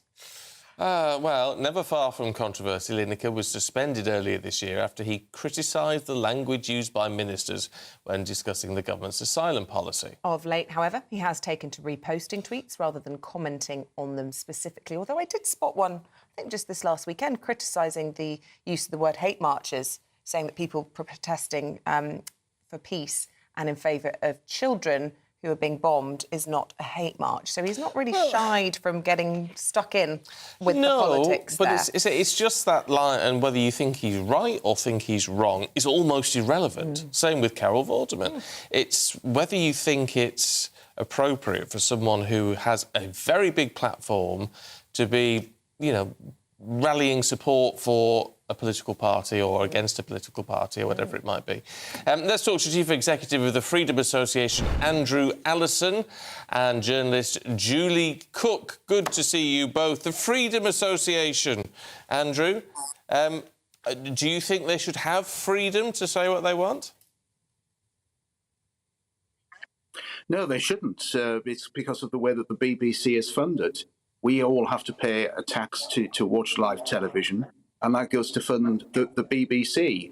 And I mean, I remember a friend of mine who used to be a presenter in BBC local radio said to me, when it comes to tweeting, he would ask, would I say that on my show? And if it broke BBC editorial guidelines, he wouldn't even tweet it. And I think this is the important thing. BBC presenters are not allowed just to express themselves. And in the case of Carol Vorderman, she has been particularly nasty about the government as well. So I think I'm pleased that Carol Vorderman's gone, but I also think that Gary Lineker really needs to think about his role at the corporation. Julie, do you accept that then? If you want to work and broadcast on the state broadcaster because of the way it's funded, you have to accept a slightly different role when it comes to your own views? Do you know, if you'd asked me that sort of 20 years ago, I would have said yes. But I think we're living in fairyland if we think the BBC is impartial anymore. It's like saying you believe in unicorns. It really isn't an impartial organisation anymore. I think it's right that we need to hold them to account because we all have to pay a fee. But I don't think it is the impartial organisation it once professed to be. Now, I don't agree with anything Gary Lineker says or Carol Vorderman. They're not my cup of tea, and I think they're, you know, champagne socialists. However, I think it's dangerous to call for sackings every 5 minutes when someone expresses an opinion, when really and truly the BBC, I don't think it is an impartial organisation anymore. I don't think anyone can say it is. But you've got to be careful, Julie, haven't you? I mean, in the sense that, you know, we're not funded by the taxpayer, and yet I wouldn't just tweet whatever I thought on Twitter. I mean, I just wouldn't, because you know you're going to upset people. Yeah, I agree. As I say, I don't actually like anything that man tweets. I'm talking from a free speech point of view, which I think we're all champions of, particularly at GBNews. I just think that if every time someone expresses an opinion there is call for a sacking, I think it's a dangerous precedent that then can filter down into other organisations. And let's not forget, the social media has become an unstoppable train. It's not like 20 years ago where if you said something verbally, maybe 30 or 40 people heard it. Social media is an unstoppable, awful part of many of our lives. And I think the very nature of being a public figure and of having a social media platform, everything you say is going to be analysed. And it's very difficult to go back to those times where people could be impartial. I'm going to the language that Carol Vorderman used when she was talking about the decision yesterday. She said that she was not prepared to lose her voice. Andrew, it was really interesting in the wake of... was he sacked or was he forced out for a little while, Gary Lineker, when Match of the Day was suspended? Yes. There was a huge backlash in support of Gary Lineker, which has created this huge dilemma for the BBC. Do you think you're in tune with what the general public, with what BBC viewers want? Because, you know, he certainly has a level of popularity, does Gary Lineker? I think that the vast majority of viewers and licence fee payers do want the BBC to be impartial. I do take the point that it's not really very impartial any longer, but it should be. And if it wants to employ presenters who want to speak their mind, want to enter into party politics on social media or in general, then it really needs to look at the way that it's funded, because you can't have it both ways. At least that's my opinion. But I do take your point also on Gary Lineker. There was a little bit of a backlash. But also, I still think that Match of the Day will continue if Gary Lineker was presenting it or not. Match of the Day is an institution in this country, and it doesn't revolve around just one presenter. I'll tell you what struck me, Julie. You were saying, you know, you don't agree with people being sacked because of what they've said, but in some respects, This isn't about being sacked, is it? I mean, in relation to Gary Lineker, it's about saying the BBC needs to tighten its guidelines and therefore he needs to stop tweeting rather than be fired. Yeah, and in an ideal world, that would happen. I think the trouble, playing devil's advocate here, I think the trouble with people like Gary Lineker is they're so highly paid, which is, again, something we need to discuss in another debate, but they're so highly paid that they almost can get away with saying what they want because it doesn't really matter if they're truly sacked or not. You know, they've got enough money in the bank, they've got enough followers. There's so much power there that I think is the point here. And I'm not saying that I agree with him or agree with the tweets he says. I think, some of them are very inflammatory. But I think we need to go back to basics of what is the BBC about? Do we still want to fund it? And how can it be considered impartial in, as I say, this train that is social media, where everything everybody says is political these days? It's very hard to stop that. Like it or loathe it. Andrew, Alison, Julie Cook, an interesting debate. Thank you both for joining in and giving us your take on this story. Let us know at home what you think. Is it a big loss for BBC Wales to lose Carol Vorderman? Was it the right thing for her to say, if you can't zip it, you got to go? I just sort of think celebrities should keep their mouths shut. Do you know what I mean? Because it's the problem is with, and whether you agree with Carol, for example, or not, or whoever it may be, they shape minds. Well, what do they know about politics or about a situation that you don't? Well, nothing, frankly. And in fact, they tend to be, very well off and all the rest of it, not living a lifestyle as most people in this country are. So I just don't think celebrities should stop saying things about that. Just keep real it neutral. People, celebrities, though. Rishi Sunak, incredibly wealthy person. Let us know your thoughts, as always, gbnews@gbnews.com. Still to come for you, young people in the most deprived areas of the country are less likely to get mental health support, apparently. We'll bring you details in just a moment. In a world of dull and predictable radio and TV shows... Oh, hi. On Mark Dolan tonight, we've got big guests. We drill into the big stories of the day. The show adds up to a brilliant listening and viewing experience. Mark Dolan Tonight is the most entertaining current affairs show ever, and that's a fact. Join me, Mark Dolan, Fridays and Saturdays from 9, Sundays from 10. Only on GB News, the People's Channel, Britain's news channel. There's only 3 people you can trust in life. Your doctor, your lawyer, and your nana. I'm not sure. So join me, Nana Aquare, at 3 p.m. every Saturday and Sunday, where we discuss the biggest topics of the weekend. Be ready for battle. Could you be quiet? What is this? It's my new teeth. It's your new teeth. I don't bite. Well, not without a good reason. Always honest, always fun. Every weekend at 3 p.m. on GB News, the People's Channel, Britain's news channel. The Jubes and Kerr, we tackle the issues of the day with real, robust debate, both sides of the fence, battling it out with me in the middle with my forthright opinions and views. And often really interesting things happen because you start with a position and then by the end of the debate you find actually, I might not have thought about that one. What we need in this country is 2 new political parties. You should maybe think about doing a 2024 calendar. I'm Michelle Dewberry and I'm keeping you company right through until 7 o'clock this evening. GB News, the People's Channel, Britain's watching. Join us every night on GB News at 11 p.m. for Headliners, which is 3 top comedians going through the next day's news stories, which is exactly what you need, because when the establishment has gone crazy, you need some craziness to make sense of it. Headliners. You don't have to bother reading the newspaper. We've got it covered for you. Every night at 11 p.m. and repeated every morning at 5 a.m. We won't send you to sleep like some of the other paper review shows out there. So join us 11 p.m. every night on GB News. The People's Channel, Britain's news channel. GB News, unlike other broadcasters, isn't obsessed with the London-Westminster bubble. We think there's a nation beyond the M25, and that's why we talk about the issues that matter across the land. Join me on State of the Nation, 8 to 9 o'clock, Monday to Thursday, on GB News. Daisy's listening, and you should too. Every Sunday from 11, join Michael Portillo. There will be topical discussion, looking at the week before and the week to come. So kick back and relax at 11 a.m. on Sundays on GB News with me, Michael Portillo. GB News, the People's Channel, Britain's news channel.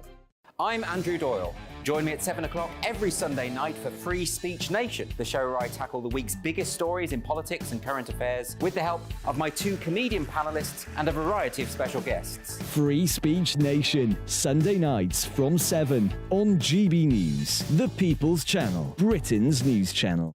Nightmare commute? Kick it up a gear with me, Patrick Christie's at Drive Time, 3 till 6 p.m, Monday to Friday on GB News Radio. You can listen online and on DAB+, on the smart speaker app and on the GB News app. And if you've got an Alexa, all you have to say is, Alexa, play GB News. We're also on TuneIn and the Radio Player apps. From the school run to rush hour, get revved up with me, Patrick Christie's, on GB News and GB News Radio.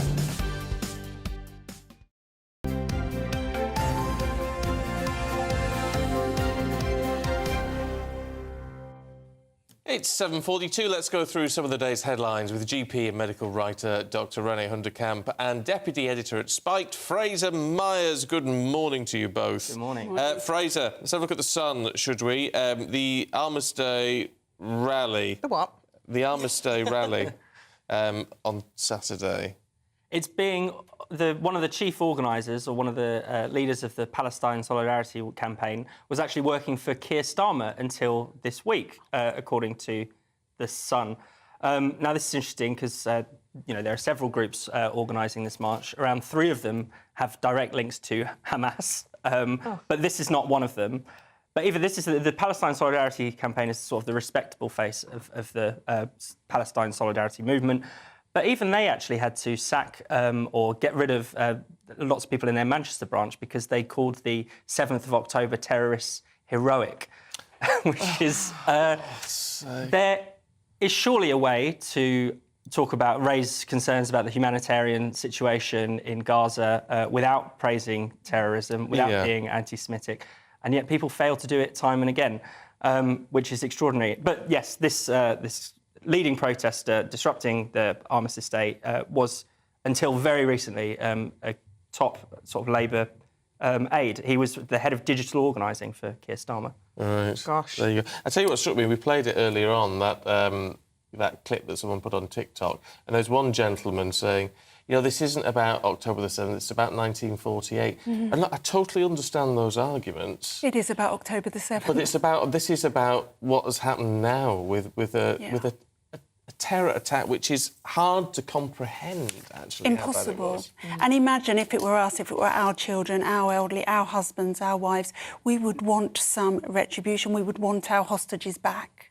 Yes, but then there's always this question, is that 70% of those that have died in Gaza have been women and children, and reports admittedly from Hamas, from the Palestinian Health Ministry, is that figure is around 10,000 dead. And so there are wives, there are children that have also suffered enormously, although have absolutely nothing to do with any of it, which is where I think a lot of the controversy obviously comes in. But I guess you could say that's Hamas's fault, isn't it? Because they did this, and they must have known, not only must have they have known what the response would be, but then they've had rocket positions by kindergartens and hospitals and schools. And yeah, of course. Every single piece of blood that has been spilled over the last month has been due to Hamas. There is no doubt about that in my mind. They knew what would happen. There is an argument, of course, to say to Israel, don't do what your enemies want you to do. But I can completely understand why they are doing this. And actually, if Hamas today were to hand back 220 hostages, maybe there could be a ceasefire. Yeah. René, let's have a look at... Well, it's a survey that's come out about mental health. This is really interesting. As a GP, obviously, I see this at work every day, and I see the surge in mental health problems that we have amongst children and adults, and I also see the absolutely dire services that there are, and it is dire. There aren't enough places for people to actually go and get the counselling that they need. But it raises lots of questions, this study. So more than 2 in 5, 44% of Year 13 students could be classified as experiencing high psychological distress. So we have to ask, what is that? You know, I certainly have seen a rise in students who can no longer cope with their exams. What's year 13, by the way? What sort of age is that? That's sixth form. Yeah. Oh, is it right? So Okay. facing A-levels. Yeah. 17, 18. So I often see young people who come in and they say that they're feeling very down and anxious, and I ask them straight away what's going on in life, and they'll have an exam coming up. And it seems to me that we have lost the ability to approach exams and deal with the stress that an exam should bring with it. And I often say to them, you know, if exams weren't stressful, they wouldn't be exams. So on the one hand, there is a lack of resilience in our children, but on the other hand, we also have this disparity between the poorest areas and the most affluent areas, where 28% of those in the most affluent areas are waiting for mental health support, but 39% of young people in the poorest parts of the country. But once again, that needs to be picked apart. Is that because children living in really straitened circumstances are naturally going to be more anxious than those living in affluent households? Do those children have less support at home? Do they have more stresses at home? Or in the more affluent areas, are the parents providing it, you know, financially Exactly. themselves? It's There isn't the demand. It's an interesting study, but I think it raises more questions than it answers. But I think it certainly highlights that mental health is a huge problem, whether it's because of, as you say, a lack of resilience, or whether it is being young in today's world is not as easy as it used to be. I personally think that social media makes this incredible sort of melting pot of pressure. I think it probably does, but I want to be young I today. think young people are not resilient in the way that even my generation was. I think it's probably both. And there was a very good study, I think actually Spectator covered it very well recently, that if you actually unpick mental health now, the more time a child spends on social media, there is a linear relationship with their unhappiness. Now, I'm going to do everything I possibly can to keep the internet and social media away from my children. Me too. Already they're saying, oh, when I get a phone, and I'm saying, no. This is 8 years old. But, you know, my husband and I don't agree on it. He's sort of, get with the times, don't be a Luddite, don't be a technophobe. You're young. Who's 8 years old? William's 8 now. Is he? Yeah, and Poppy's 5. But they're desperate for... I remember when you were pregnant, darling. So I have a 5-year-old, and she's not having a phone until she's 16, not one that can actually That's go how online. I feel. And somebody said to me online the other day, oh, what a great parent you are, she'll be bullied. I said, doesn't that say more about the bullies than it does about me? Absolutely. And I really believe that when it gets to the stage where other kids in the year are going to start getting phones, I'm going to do everything I can to try and persuade other parents to go together, because then there isn't the bullying, because you have everybody approaching it in the same way. It's difficult when there are older siblings in households, but already my 8-year-old is looking at me when I'm doing an Instagram or whatever, going, Mummy, can I have a look? Is that going on Instagram? And I'm like, oh, no, this is not right. No, I think that's the problem. It's their social circle that is going to be where the pressure comes from. And, you know, obviously it's very difficult with parents, because you don't want your child to be excluded. No, you don't. But I tell you what, unless Mum and Dad are going to fund it, they're not going to have one. Yeah. And that's the way to go. Fraser, what's 16 inches long and in Wales? So these are the alleged sightings of Bigfoot. Well, not quite Bigfoot, but people have seen a giant footprint and some mysterious wooden structures. I'm going to go out on a limb here. I'm going to say that this is probably not true, that they haven't actually found Bigfoot. And you're calling BS? I'm calling, I think I'm 99% certain that Bigfoot doesn't exist. That Bigfoot is not wandering around in carefully, but this is, you know... I'll tell you what, it's a perfectly formed footprint. I've never seen a footprint that's... If you put your foot on the ground and really pushed in, you'd get something like also, that. were If they you're hopping? walking... Exactly. Where's the other footprint? You read my mind. Anyone? And I'm not sure how the Bigfoot is supposed to have made these wooden structures that they've taken pictures of. There's a little bit like Blair Witch style, you know, wooden constructions that they're attributing to this Bigfoot thing. I mean, also traditionally, you know, Bigfoot's supposed to live in America. I don't know how they made it over here. You take the boat. Everybody's go on the coming plane. away now. And does he not care about his carbon footprint? Yeah. Well, interestingly, it means he's got the same size feet as basketball player Shaquille O'Neal. Crikey. So maybe he's just wandering about carefully with his shoes off. Carefully or in Caerphilly? Oh, sorry. Give over. I'm sorry. She's having a right go at me today, ladies and gents. That was funny. Thank heavens you're not in again tomorrow. I'm on for the next 4 days. Don't miss a trick. Stop it. Listen, have we got time to go into the discussions? We've got 2.5 minutes. Should we go to Eco Dummies? Oh, go on. Let's do that then. Yes. Just Stop Oil, what they've been doing, Renee. I know they're your favourites. Well, so yesterday they actually stopped 2 ambulances getting through because they blockaded Waterloo Bridge. And obviously this is now the kind of story we hear all of the time. Yeah. But I thought what was quite interesting, in Panama yesterday, Just Stop Oil actually held up a main motorway, and a man got out of his car to reason with them, didn't like what they said, so shot 2 of them dead.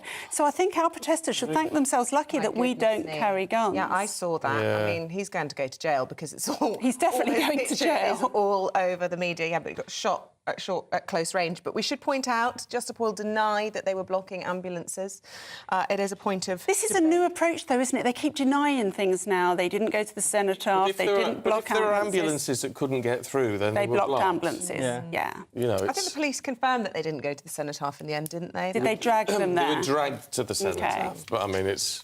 You know, they were still protesting around very close to the cenotaph. I think people have lost sympathy with Just Stop Oil now. I think they've done too much that people are like, no, this is too much. And when they see stories like ambulances not getting through... I thought you were going to say it was the Rockaby Venus in the National Gallery. Well, I was quite angry about that. Yeah. You know, how dare they do that for our children who want to go and see these things in the future? It's history. Is it... What is it? An oil painting? Well, I know what it is. It was associated with the suffragettes, so they likened themselves to the suffragettes. And they're nothing like the suffragettes. They're nothing like the suffragettes. Suffragettes fought for freedom for all. Just Stop Oil are calling for us to live in a hair shirt existence. You know. Yeah. Well, they're a joke now. There was around Halloween. They were a costume for people going out on Halloween with Just Love Oil T-shirts on. I mean, that's what I saw. Well, there was a guy who you're forced to wear a Just Stop Oil T-shirt on his stag do. Yes. Kept getting arrested. At the That's brilliant. Because it was at the Grand Prix. The Grand Prix, yeah. Oh, I love it. Of all the He obviously things. wasn't in the UK. No, dear me, I tell you. Doctor, I need you to prescribe something for my... Do you? But I need it too, though. Have you noticed? Whip out, write a script while you're in the green room. Honey and lemon. And we'll see you a little bit later on. I'm going to go with a honey and lemon. Okay. There you go. I'm a type 1 diabetic. Can't have that. Oh, right. OK, we'll think of an alternative. But in the meantime, we're going to take a look at your Gin. forecast. Alex sorry. Burkle, don't recommend that when we're on air. Alex Burkle, how's your forecast? You could try... what about some of those... I'm not going to say it on air. Good morning, I'm Alex Burkle, here again with your latest GB News weather forecast. It's a day of sunshine and showers for many of us, but there is the risk of some hail and some thunder too.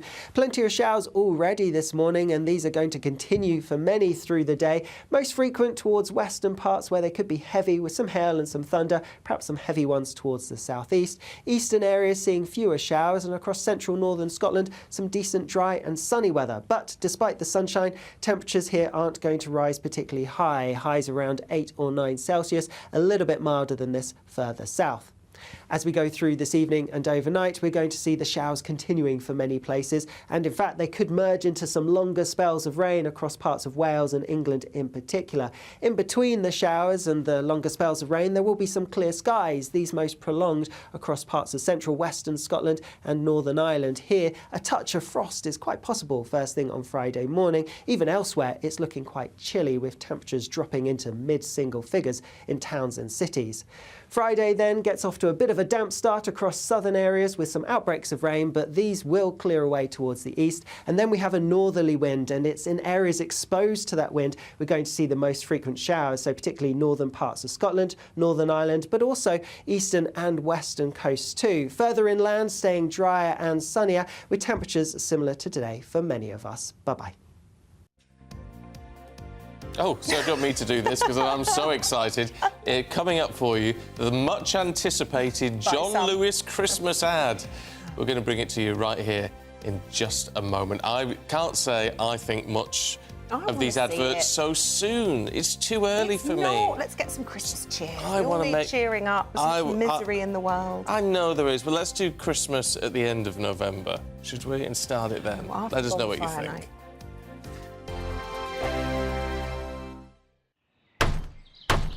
Who is it? We're here for the show. More energy this time! Well, Welcome to the Dinosaur Hour. I was married to a therapist. And you survived? I thought we were getting Hugh Laurie. Second best.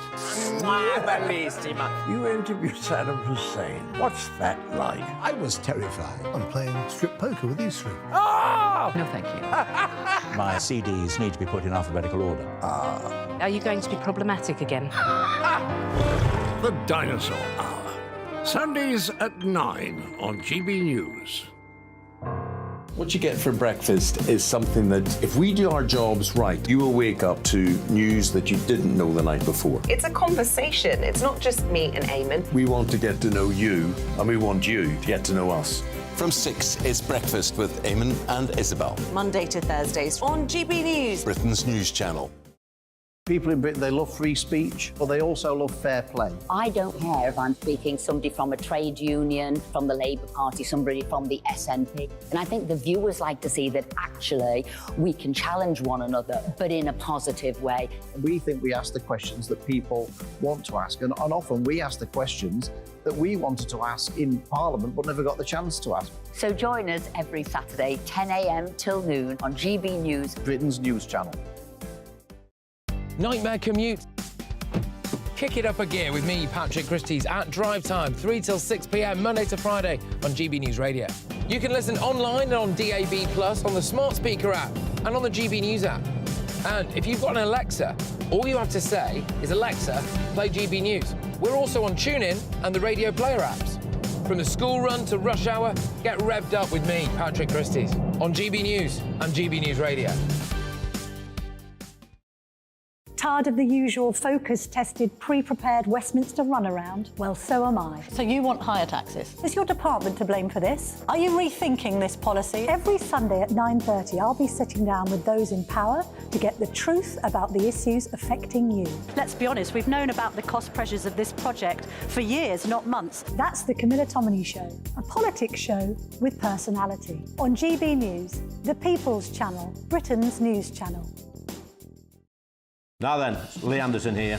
Join me on GB News on my show, The Real World, every Friday at 7 p.m. I'm not eating bloody cat. Are you Delicious. mental? Open your mouth. OK, here comes a train. Reminds me of the scene in Singing in the Rain. Adam, is that a good one? Whoa! Join me at 7 on GB News, Britain's news channel. When the news happens, it happens here. And really important breaking news. Breaking news this morning. On TV, radio and online, the news starts here on Britain's Newsroom. All the biggest stories and the answers that you need from across the UK and beyond. Join Britain's Newsroom from 9:30 on GB News. The People's Channel, Britain's news channel. GB News, unlike other broadcasters, isn't obsessed with the London-Westminster bubble. We think there's a nation beyond the M25, and that's why we talk about the issues that matter across the land. Join me on State of the Nation, 8 to 9 o'clock, Monday to Thursday, on GB News. Daisy's listening, and you should too.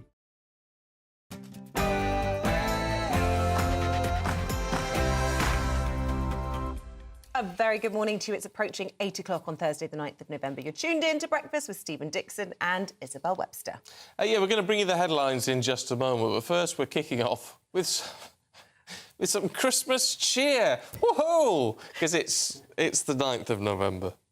Is it? I thought it was the 8th. Gosh, I'm out. No, it's the 9th. Right, it is Happy the unofficial birthday, marker. Auntie Gwyn. Oh, happy birthday, Auntie Gwyn. Today is the unofficial marker of the Christmas season, did you know? The John Lewis Christmas ad has just dropped, so let's take a little look.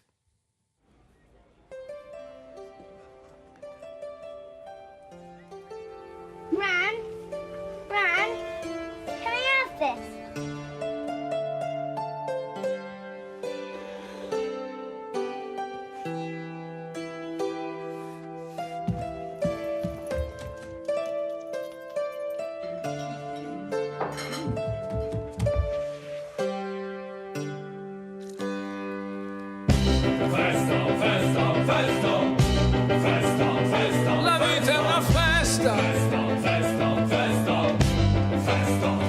La vita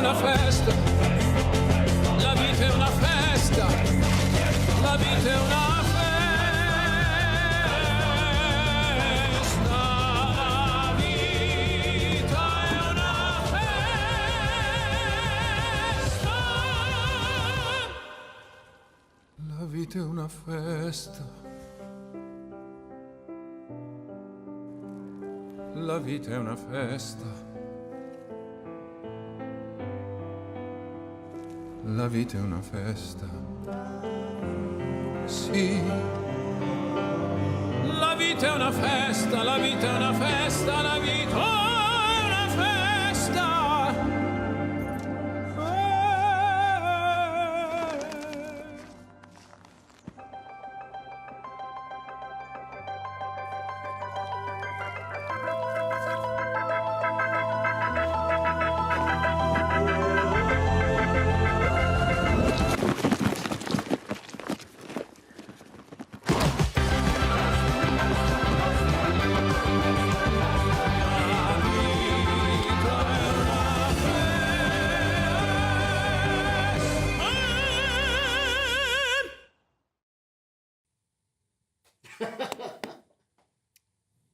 Really confused. So this was a Venus flytrap, which was supposed to be the best Christmas tree in the world, which wasn't the best Christmas tree in the It's world. a Venus flytrap that's alive. Which they put in the garden, we're supposed to feel sorry for. And it unwraps your presents by eating them. And there's no dad allowed in the family either. But you know what they're going to do there? They're going to sell Venus flytraps, and they're going to sell cuddly toys of that and real ones, and cuddly toys of the dog and all that. But, you know, you remember when the John Lewis advert, the song would go to #1 and it would make you want the That's penguins, the cuddly Bocelli, isn't it, singing It sounded that? very compared to the market, if you ask me. Or compared to me, I don't think Andre Bocelli would appreciate that. Thank you very much indeed. Let us know. Love it or loathe it. It just doesn't... I don't know. Anyway, look, there's lots of other wonderful Christmas ads around this time of year. Let's have a quick look at some of those. Looking in your eyes, I see a paradise. This world that I found is too good to be true.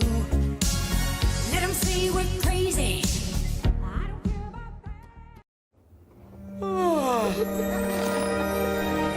Oh no, so sad. Someone needs a hand. I'm alive!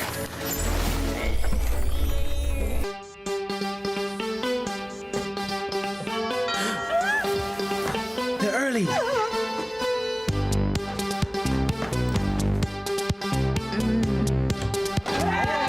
We're not early, are we? No. Must be a light here somewhere. It's beginning to look a lot like Christmas.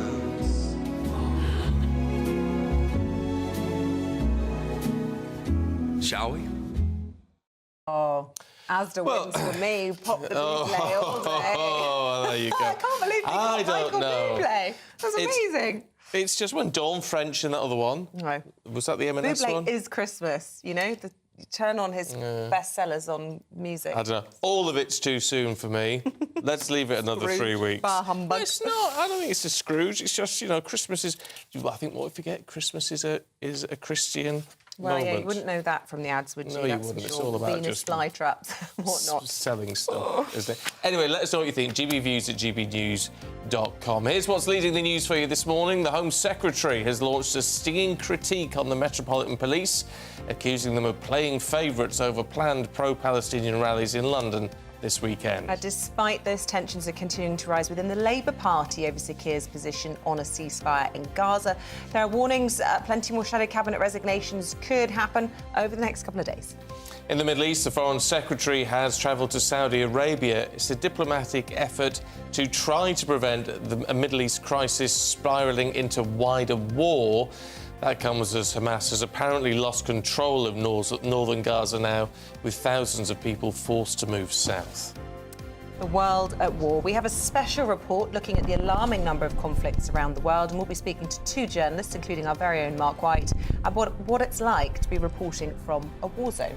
And today's the final day of the showdown between the Home Office and The Guardian over the right to know how much it costs us for royal security. And Paul Coit is here with all the sport.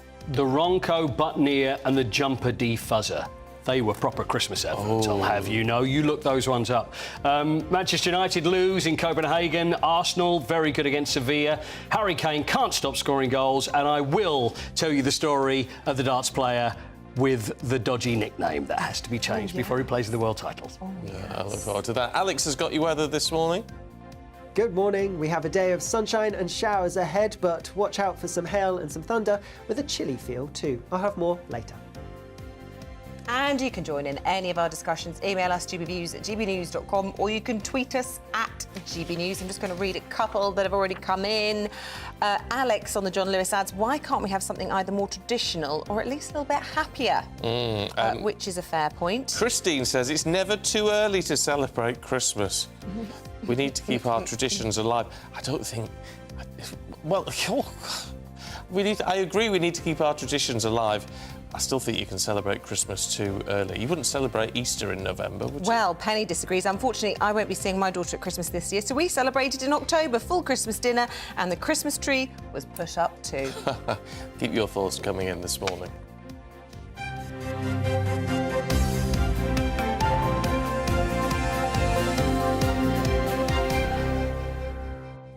Right, on to our top story this morning. Suella Braverman has launched a stinging critique in the Times newspaper, accusing the police of double standards and playing favourites with protesters. Yeah, the Home Secretary's comments have been met with plenty of criticism. The shadow Home Secretary, Yvette Cooper, has posted online calling Suella Braverman out of control. Well, Cooper also branded Suella's article as a highly irresponsible, dangerous attempt to undermine respect for police at a highly sensitive time. But division, of course, not just isolated to the government benches. Keir Starmer is under pressure over his position on the ceasefire in Gaza. Well, joining us now is our political editor, Christopher Hope, for analysis and all of this. And, Chris, you've got some news from Number 10 about Suella Braverman's article in the Times today. That's right. Not news Number 10, but from allies of Suella Braverman telling us today that, in fact, Number 10 did sign off on this quite incendiary comment piece overnight by Suella Braverman, talking about double standards in policing, saying that football fans get a rougher deal than Black Lives Matter protesters, likening some of it to marches in Ulster, Northern Ireland. These are hot button issues that you only mention Northern Ireland and Ulster in politics in this kind of context very carefully. And she is making points here that many people do agree with. By the way, GBNews viewers are saying they are, or some are saying to us on Twitter, they support what Suella Braverman says, but it may be undermining some policing operations. That's part of the worry. We're waiting to hear what the Police Federation of England and Wales say, what do rank and file officers think. But what was quite a calm debate last night calmer debate last night when Rishi Sunak met with Mark Rowley, the Met Police Chief, and it all kind of calmed down about this march on Saturday, on Armistice Day, has suddenly inflamed much more with his overnight comments by Suella Braverman. I mean, there is a dangerous line here, and I'm not coming to any conclusions about whether this march should go ahead or not. But there is a principle, isn't there, that the police decide what you police and how you can police it, rather than the government insisting on things. Stephen, you're so right. There's more than a principle. There's a law. It's called the Public Order Act 1936, and that law allows the police to decide on their terms what marches should go ahead. We don't have to agree with who's marching, whether it's the National Front would march in the 70s, but the government can step in if there's a risk or a fear of violence or something happening. That certainly happened in 2011 when Theresa May was Home Secretary. The English Defence League planned to march in East London. That was banned by Theresa May for a month in certain postcodes in East London. So the government can step in. But Mark Rowley's got this very difficult position. He's got to work out whether there's a risk of violence. Is the threshold passed, which can mean the Home Secretary can step in. In his view, it hasn't passed because, of course, banning a march creates other problems elsewhere. The march can go ahead illegally, more arrests, it inflames tensions in other communities. It's a very difficult one to judge, and that's why politicians have normally stayed out of this. And that's why it's so interesting that overnight Suella Braverman has massively increased the pressure on Mark Rowley to stop it, to ban it, even though her boss, the Prime Minister, Rishi Sunak, said that he felt that he'd been assured by Mark Rowley that these marches would take place a long way away from commemorations on Saturday. So it has inflamed the debate overnight, and where it plays out today, we'll wait and see. Yeah, inflame the debate perhaps within society, but also arguably within the Conservative Party, going back to what you originally started off by saying that, this would actually have sign-off from Number 10, allegedly. What does this tell us about the Conservative Party? We've seen people like Claire Coutinho saying she wouldn't use that language. We've seen Laura Trott. These are people in the cabinet ministerial positions. We had the Health Secretary on yesterday. He wouldn't really be drawn, but even the Prime Minister himself not using the same language as the Home Secretary. And then we've had this huge row in a Conservative Party WhatsApp group yesterday, and other Conservatives saying this is not the same party that I got elected to in 2010. What does it tell us about the Conservative Party in 2023? Yeah. Well, I'm assured by friends of Charlotte Braven this morning, she is not trying to get sacked. She's not trying to go against what the PM, her boss, Mr. Sunak, is saying. She's saying it like it is. And again, viewers of GBNews and others may think, yeah, OK, that's what it's like. So why punish her for saying what she believes? But these remarks were signed off by 10 Downing Street. Well, we wait to see what the morning briefing for journalists is later on, whether the big question now will be, does the PM have confidence in his Home Secretary? Don't forget, back to last weekend, the Home Secretary was saying how it's a lifestyle choice for some homeless people to receive a tent and sleep on the streets. The PM was asked about that on Monday by journalists on a visit to North Norfolk. He wouldn't support them then. But although the PM did have his Home Secretary next door to him, sitting next to him during the King's speech in Parliament yesterday, which often is a token, a symbol of support for the Home Secretary. So it does feel today that where this plays out, we're not sure. We think the Home Secretary does have confidence, the PM's confidence. We'll find out later. Mark Rowley's got his own issues. If there's trouble on Saturday, he will be held accountable for that. I mean, there are two big careers at stake, I think, on Thursday. Interesting. OK. Thank you very much, Christopher Hope, with that. Appreciate it. Now, the tribunal over whether we should know how much of our money is spent protecting the royal family will continue later this morning. The Home Office says revealing the cost could aid attacks, but The Guardian, which made this appeal against the government's refusal, says the figure would enhance democratic debate about the actual cost of the monarchy. Well, let's talk to our royal correspondent, Cameron Walker. Morning to you, Cameron. So, these arguments going to be batted out in court, in effect. When are we expecting any sort of conclusion to this? Well, yesterday was the start of a two-day tribunal here in central London, and essentially judges are going to be deciding today whether or not, for the first time, as you said, British taxpayers' money will be made public in terms of how much of it is used to protect members of the royal family. The Guardian is challenging the Home Office after their Freedom of Information request to ask how much was spent on protecting the royal family between the years 2017 and 2020 was refused. It has always been a secret as to how much money is spent. Now, we're talking about the close protection officers funded by Metropolitan Police here, those armed bodyguards that are with members of the royal family in close proximity, as well as 24-hour patrols at the many palaces and homes that they have. Now, The Guardian estimates that could run into the tens of millions of pounds each year. And The Guardian says by preventing the public it's in the public interest to disclose how much money is spent. The reason being is because what we're told at the moment is the sovereign grant, which is estimated to be £86 million a year of taxpayers' money spent funding the royal family. But that does not include security costs. And what the tribunal heard yesterday by a lawyer representing the Guardian newspaper is that is potentially misleading the public, and that it's important that we can have an informed public debate about the true costs of the monarchy to the British taxpayer, and by extension would make it more accountable. Now, the Home Office was saying in the tribunal yesterday that essentially by disclosing how much money is spent, is spent on members of the royal family, that could cause a lot of problems, because it could potentially give would-be attackers more information when it comes to protecting members of the royal family, and could perhaps encourage them more because they can have educated guesses in terms of where particular members of the royal family are, or where the security is in terms of protecting members of the royal family. Now, the tribunal continues today, and we are expecting a decision as to whether or not that information can be disclosed for the first time, which could potentially open a whole can of worms when it comes to protecting members of the royal family and the true costs of the royal family as a whole, and informing public debate. OK, Cameron, for now, thanks very much indeed. Now, as we approach this year's Remembrance weekend, we're being reminded to not only think of those killed and injured in the world wars or the many conflicts since, but to also remember those fighting for freedom and peace across the world today.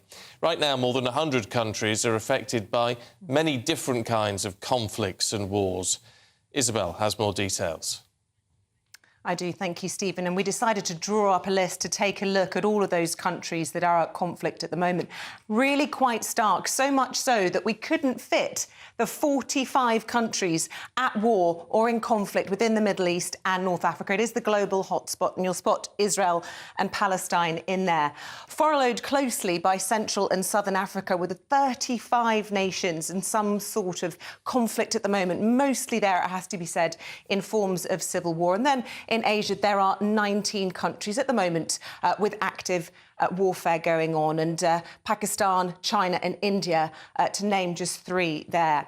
We decided to draw up a global graphic, and you can see there almost 3/4 of the planet currently at war. And I'll just walk you through some of the colours that you can see. The purple representing Russia and Ukraine. You'll see across Africa there, you've got the orange and the red, and that represents terrorist insurgency and civil war. The green there, the political turmoil of Afghanistan. And across to Central and South America, you'll see a lot of war related to drugs there. Worth mentioning, right in the centre of the map, an oft-forgotten country, Yemen. Ongoing conflict there, but underreported simply because journalists are not able to get into the country. But today, in 2023, we very much focus on the ongoing situation in Ukraine with that illegal invasion from Putin. But it's Israel and in Palestine where we have the longest running conflict in history.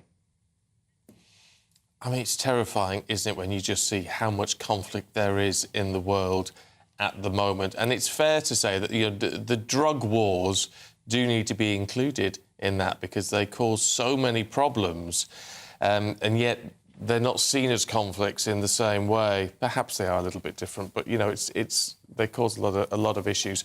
Well, let's talk to our security editor, Mark White, and also foreign correspondent, Sarah Firth. Good to see you both this morning. Mark, can I start with you? Because you've been at this a very long time, as we know. And reporting on any war, I mean, getting to the truth is a real...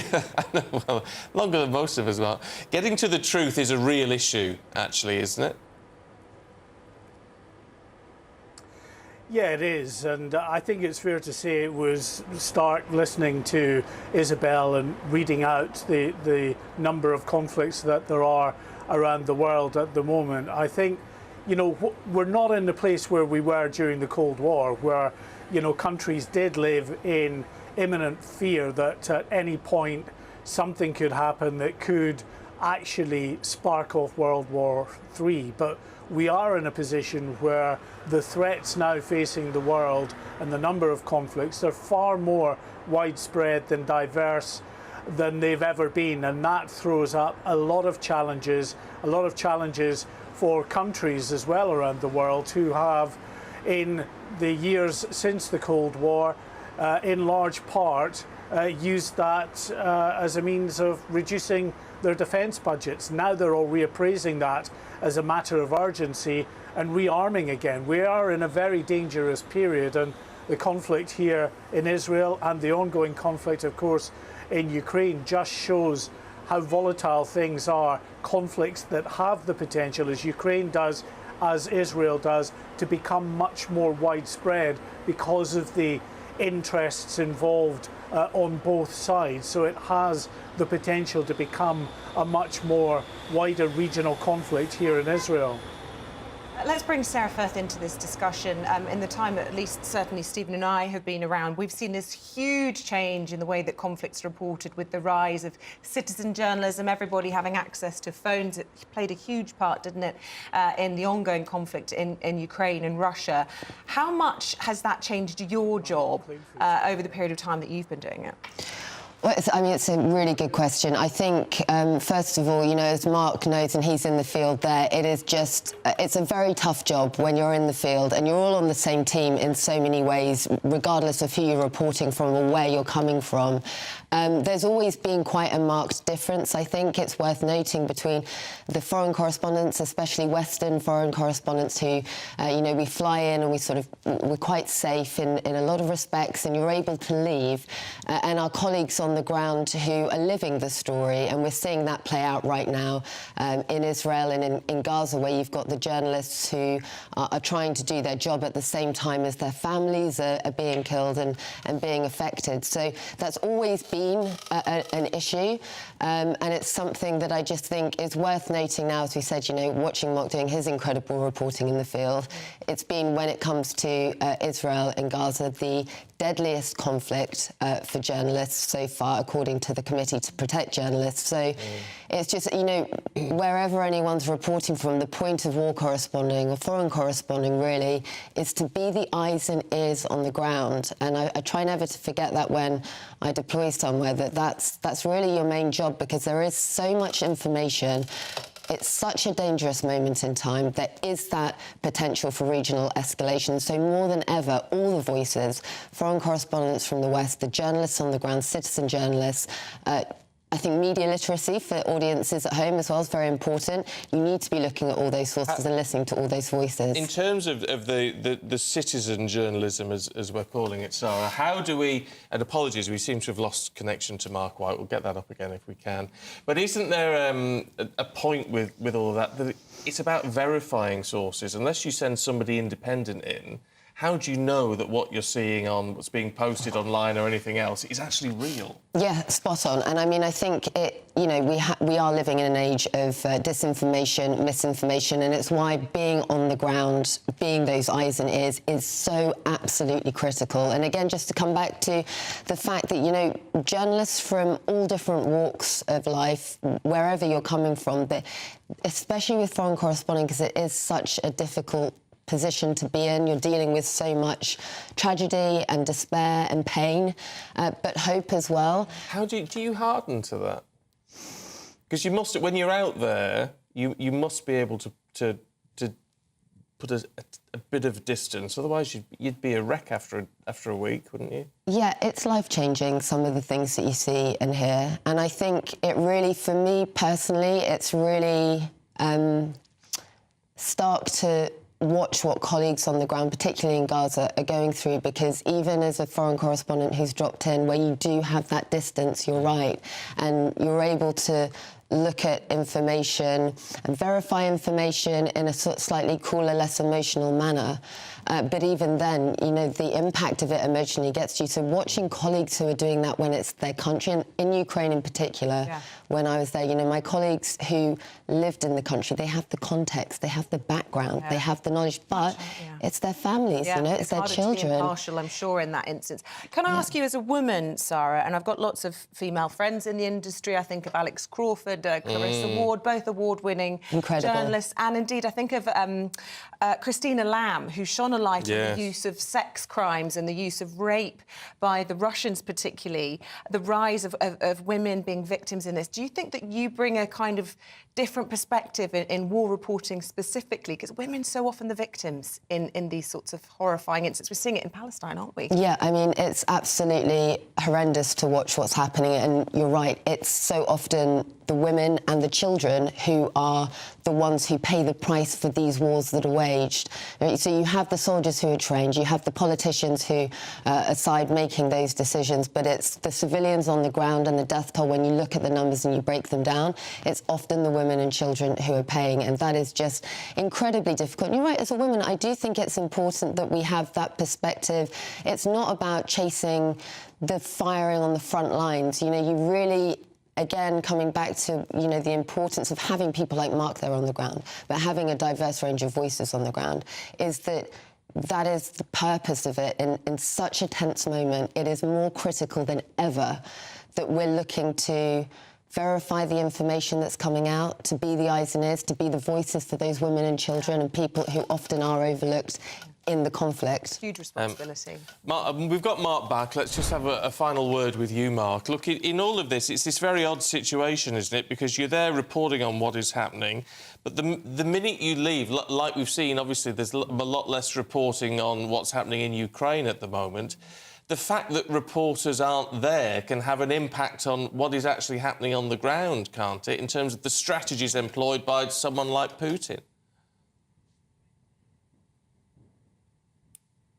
Listen, I have to say, in terms of reporting as well, we're quite restricted here in the reporting that we can do. You know, we're trying to ensure that we reflect what is happening in Gaza as well, but we're not allowed into Gaza other than the occasional trip in under IDF protection that is about an hour or two to go in to show you what the IDF want you to see, and even then there are restrictions about what you're allowed for security reasons to actually film. You can't really go off into the civilian population and speak to people properly. So you are, yes, you're able to sort of tell the Israeli side of things as they're unfolding, but actually from Gaza you're relying on some of the local journalists who are sending out reports. But even they, you know, they're people that live and breathe it and are affected by what they're seeing. Is it truly and completely impartial,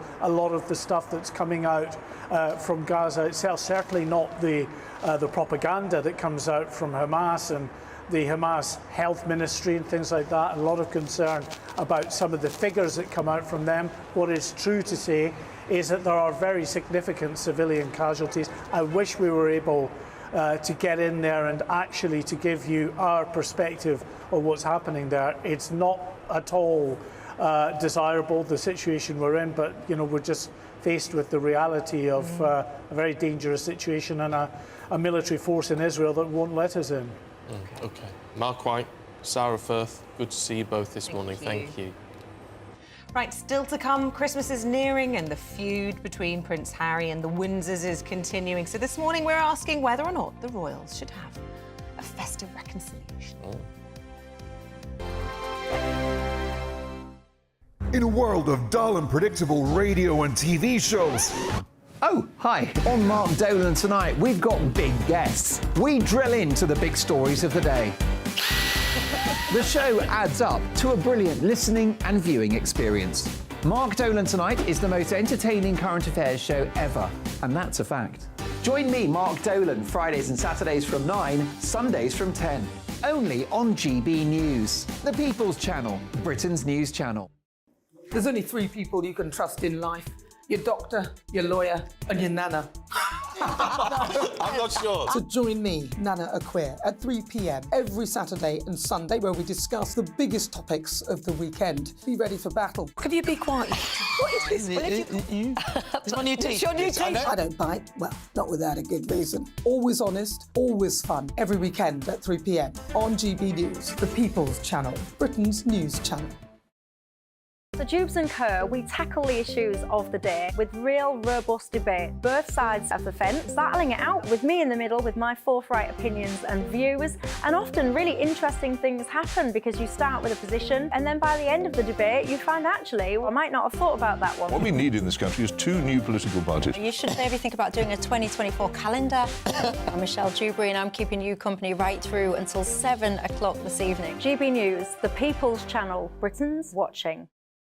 Join us every night on GB News at 11 p.m. for Headliners, which is 3 top comedians going through the next day's news stories, which is exactly what you need, because when the establishment has gone crazy, you need some craziness to make sense of it.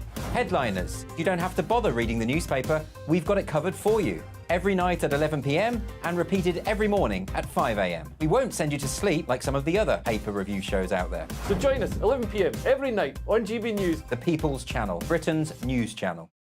GB News, unlike other broadcasters, isn't obsessed with the London-Westminster bubble. We think there's a nation beyond the M25, and that's why we talk about the issues that matter across the land. Join me on State of the Nation, 8 to 9 o'clock, Monday to Thursday, on GB News. Daisy's listening, and you should too. Every Sunday from 11, join Michael Portillo. There will be topical discussion, looking at the week before and the week to come. So kick back and relax at 11 a.m. on Sundays on GB News with me, Michael Portillo. GB News, the People's Channel, Britain's news channel. I'm Andrew Doyle. Join me at 7 o'clock every Sunday night for Free Speech Nation, the show where I tackle the week's biggest stories in politics and current affairs with the help of my 2 comedian panellists and a variety of special guests. Free Speech Nation, Sunday nights from 7 on GB News, the People's Channel, Britain's news channel. Nightmare commute?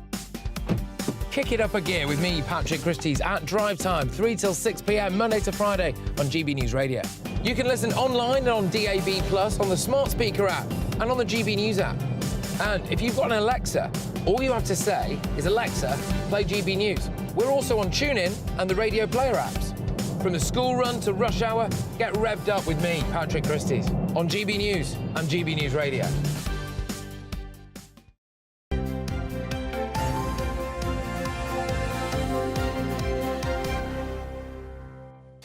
Now, at 8:31, you'd be outraged if your dad didn't invite you to his birthday party, wouldn't you? Absolutely. Well, Harry and Meghan have apparently had no contact from Buckingham Palace about an invitation to King Charles's 75th birthday next week. I sort of don't believe that. The palace say they have been invited.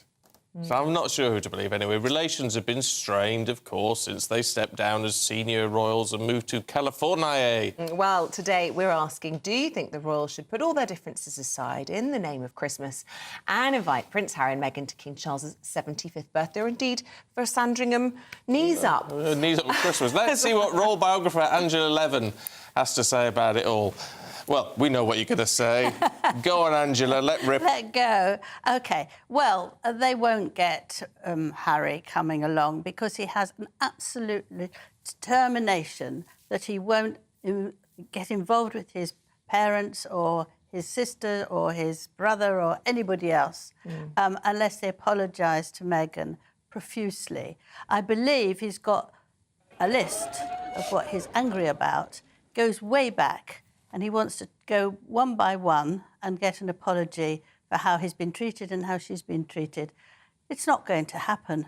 First of all, you don't know why they should be apologising to Meghan.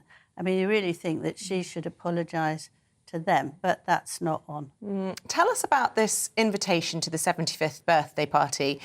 What does that invite entail, and how will he be celebrating? Do we know the ins and outs, or is it all sort of... Well, he wants King Charles wants a quiet birthday this year.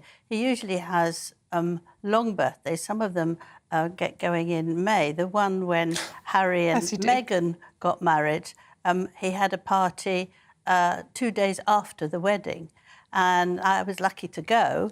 But then he had all the charities he'd worked for, so you get... Is it a big one? I'm trying to think, was it his 70th or something? Well, he does it occasionally. Yes, the 70s was a very big one, but this one he feels after the coronation and all these things that actually it's not appropriate. I don't think he's actually recovered from his mother's passing, and he'll just have a family. But it's quite right, isn't it, that he should be inviting Harry and Meghan. He should be doing absolutely everything within his power to unify that family, shouldn't he? No. Why? He's tried very hard.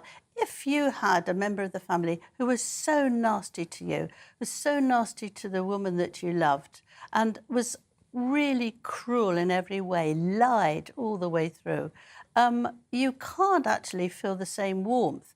What you can do is say, if you want to come, you're welcome, which he said loads of times to Harry. The door is open. Camilla has no... she's not involved in it at all. She doesn't have grouse about what's going on. She's leaving it all to her husband, so nobody can blame her for what happens. But King Charles is very annoyed about how rude they were. And I think most people feel that for them it's not nice. But if it's for the one you love, you feel even more angry and more upset. Harry's been shocking, and I think with this new book by Omid Scobie, where we hear how there's already nasty things as well, that you have to say, actually, enough is enough. If you want to come, you are welcome. The door is always open, but you cannot come here and start demanding what you want me to say or anything like that. And Meghan won't arrive. She can't stand this country. She just thinks in global terms, and she never liked us. Meanwhile, on a positive note, it seems to me as though the Prince of Wales and the King's relationship's never been better. I think that's a fair assessment. I think it's a very fair assessment. I think they've come together, like you often do, when they both feel that they've been very, very wounded and they needed each other to help each other. But also they agree with the same thing, like climate change and all these things that William has taken over, and they discuss it a great deal. And it's very nice if you've got something you both care about, you can discuss enthusiastically. Angela, we've got to leave it there, but it's really good to see you this morning. Thank you very much indeed. We've got to rattle on because it's time for the sport with Paul Coit. Hello, Paul. FC Copenhagen 4, Manchester United 3 last night. Manchester United started so well, they were 2-0 up, and you're thinking this is going to be all cakewalk for them. And that's a phrase I've never, ever used before, just to let you know. Never use it again. So then I won't. So Marcus Rashford has the ball, controlling the ball, spins, stamps, accidentally, there's no doubt, because he's not even looking there, on one of their players. He gets sent off. Things start to change. Copenhagen. It's ridiculous to be red-carded for that. It was an accident. It is. It was an accident. You can see it's an accident. But the thing is, with VAR, you look at just the screen, and what you can see is a foot, a stud, and an ankle. And therefore, there's your red card. So it really wasn't warranted. So anyway, they go into the break 2-2 because Copenhagen score twice.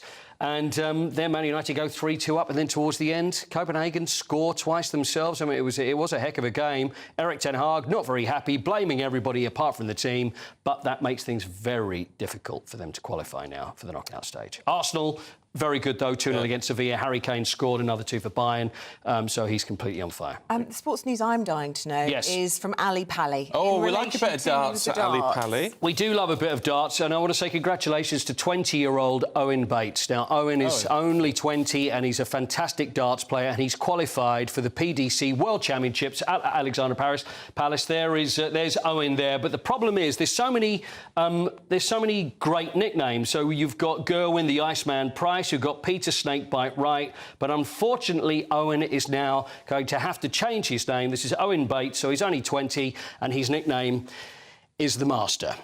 Right. So he will have to change to something else because it's apparently not appropriate. That's cancelling him. It's like Captain Pugwash all over again. It is exactly like Captain Pugwash all over again. It's pretty much on the money. Lovely stuff. OK, Coity, so he needs a new nickname if anybody has any ideas. You know. Come up with something? Well, I can think of anything, but everyone's rude. Everyone is. Yeah, well, there you go.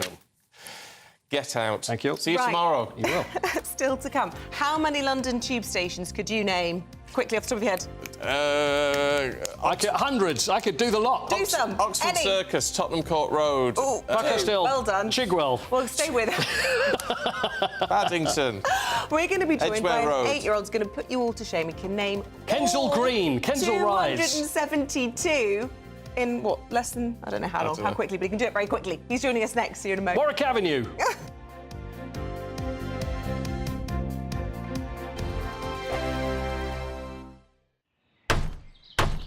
Who is it? We're here for the show.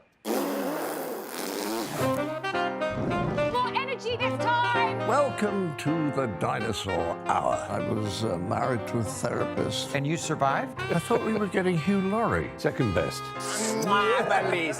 You interviewed Saddam Hussein. What's that like? I was terrified. I'm playing strip poker with these three. Oh! No, thank you. My CDs need to be put in alphabetical order. Are you going to be problematic again? The Dinosaur Hour. Sundays at 9 on GBNews. What you get for breakfast is something that, if we do our jobs right, you will wake up to news that you didn't know the night before. It's a conversation. It's not just me and Eamonn. We want to get to know you, and we want you to get to know us. From 6, it's Breakfast with Eamonn and Isabel. Monday to Thursdays on GB News. Britain's news channel.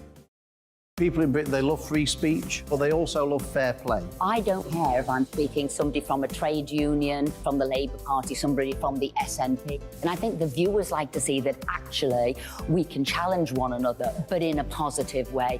We think we ask the questions that people want to ask, and often we ask the questions that we wanted to ask in Parliament but never got the chance to ask. So join us every Saturday, 10 a.m. till noon on GB News, Britain's news channel. Nightmare commute. Kick it up a gear with me, Patrick Christie's, at drive time, 3 till 6 p.m, Monday to Friday on GB News Radio. You can listen online and on DAB+, on the smart speaker app and on the GB News app. And if you've got an Alexa, all you have to say is, Alexa, play GB News. We're also on TuneIn and the Radio Player apps. From the school run to rush hour, get revved up with me, Patrick Christie's, on GB News and GB News Radio.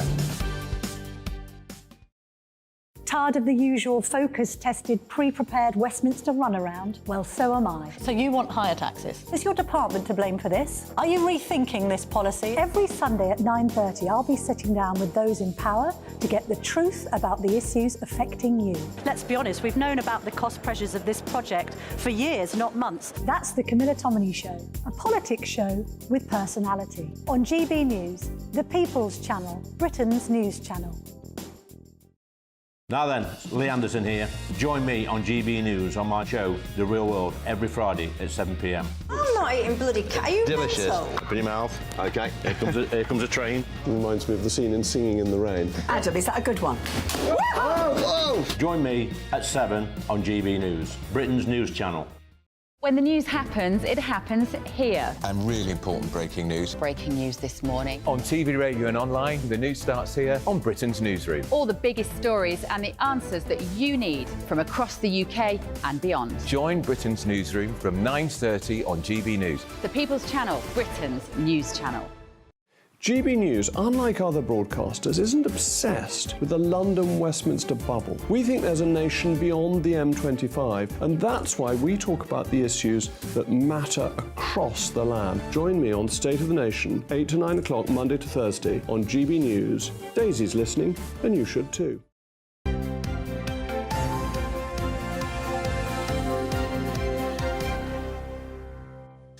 Now, this will boggle your mind. 272 tube stations on the London Underground, but how many of them can you name? Not many. About 5. Well, recently an online game called the London Tube Memory has gone viral as it pushes our transport knowledge to the max whilst bringing back memories of visiting different parts of London for many people. Yes, well, amongst all those Tube superfans is 8-year-old Lewis Wing, who has been to all 272 stations and says he can name each and every one of them. And he's here now. Good morning. Good morning. How are you? Good. Did you come here on the Tube? Yeah. All right, look, how on earth did you go about learning the entire Tube map? Well, when I first went on the Tube, I quite enjoyed the train, so I wanted to try and get into them, and then I think I got a bit more than going into them. Could say that. Well, I want to do a little quiz on you, and I'm going to name some landmarks, and then I want to see if you can name the nearest tube to it, just to test your knowledge. So, what's the nearest tube station to Buckingham Palace? Green Park. Oh, that was quick. What about Tower of London? Tower Hill. What about the Shard? London Bridge. Oh, he's good, isn't he? What about Madame Tussauds? Baker Street. Oh, it's wow, terrifying. You're very useful. Does your dad ask you questions? Because, I mean, I was born in London. I've lived in London a large section of my life. Every time I go anywhere, I have to go and pore over the map to work out where I need to go and what my best route is. Does your dad ask you for tips? Does he? I love it. He's nodding. He's nodding from the wings vigorously. Fantastic. Why are you so obsessed with the Tube? So when I went on the Tube, I wanted to get into trains, and I think I got carried away with getting into trains. Wow. What about your memory for other things? Do you remember lots of other things as well? Yeah, but this is probably the thing I can remember the most. Right. And tell me, when you are memorising it, are you doing sort of photographic memory? Can you see it as a map? Could you point, on a map, or do you see it as a list? How do you visually memorise? I sort of see it as a list, because my brain will just remind me. Right. That's incredible, Lewis. I'm looking at a tube map now. There's loads of places I've never heard of, like Alperton. Now, Alperton, what's that next to? Alperton is next to South Harrow. Oh, no, nearly, though. Sudbury Town. You were going with the S's. Sudbury Town. I mean, it's phenomenal. Because I'd never heard of Alperton or places like Brondesbury Park or all these sort of things. Do you have a favourite one, Lewis, Yeah. and why? I would say Sudbury Town because it's got this really nice station building. Oh. What do you like about the building? It's created by Charles Holden and it has like a really nice like design. Is the cleverest person I've ever met. Yeah, I think so. Is that an old building or a new one? It's an old one. Ah, so so you prefer the older ones because close to where you live, in Stratford.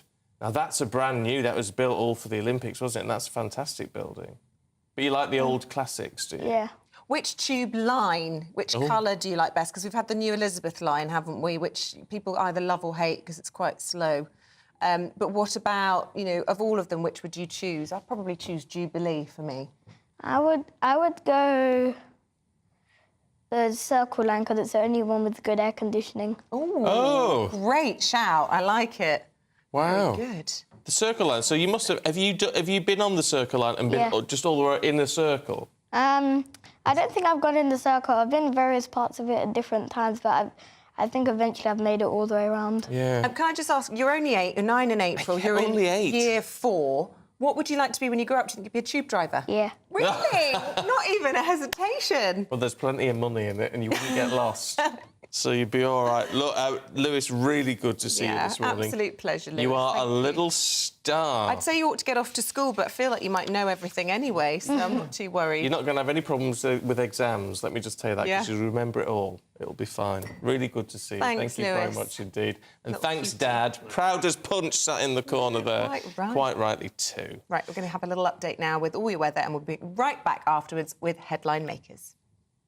Good morning, I'm Alex Berkill, here again with your latest GB News weather forecast. It's a day of sunshine and showers for many of us, but there is the risk of some hail and some thunder too.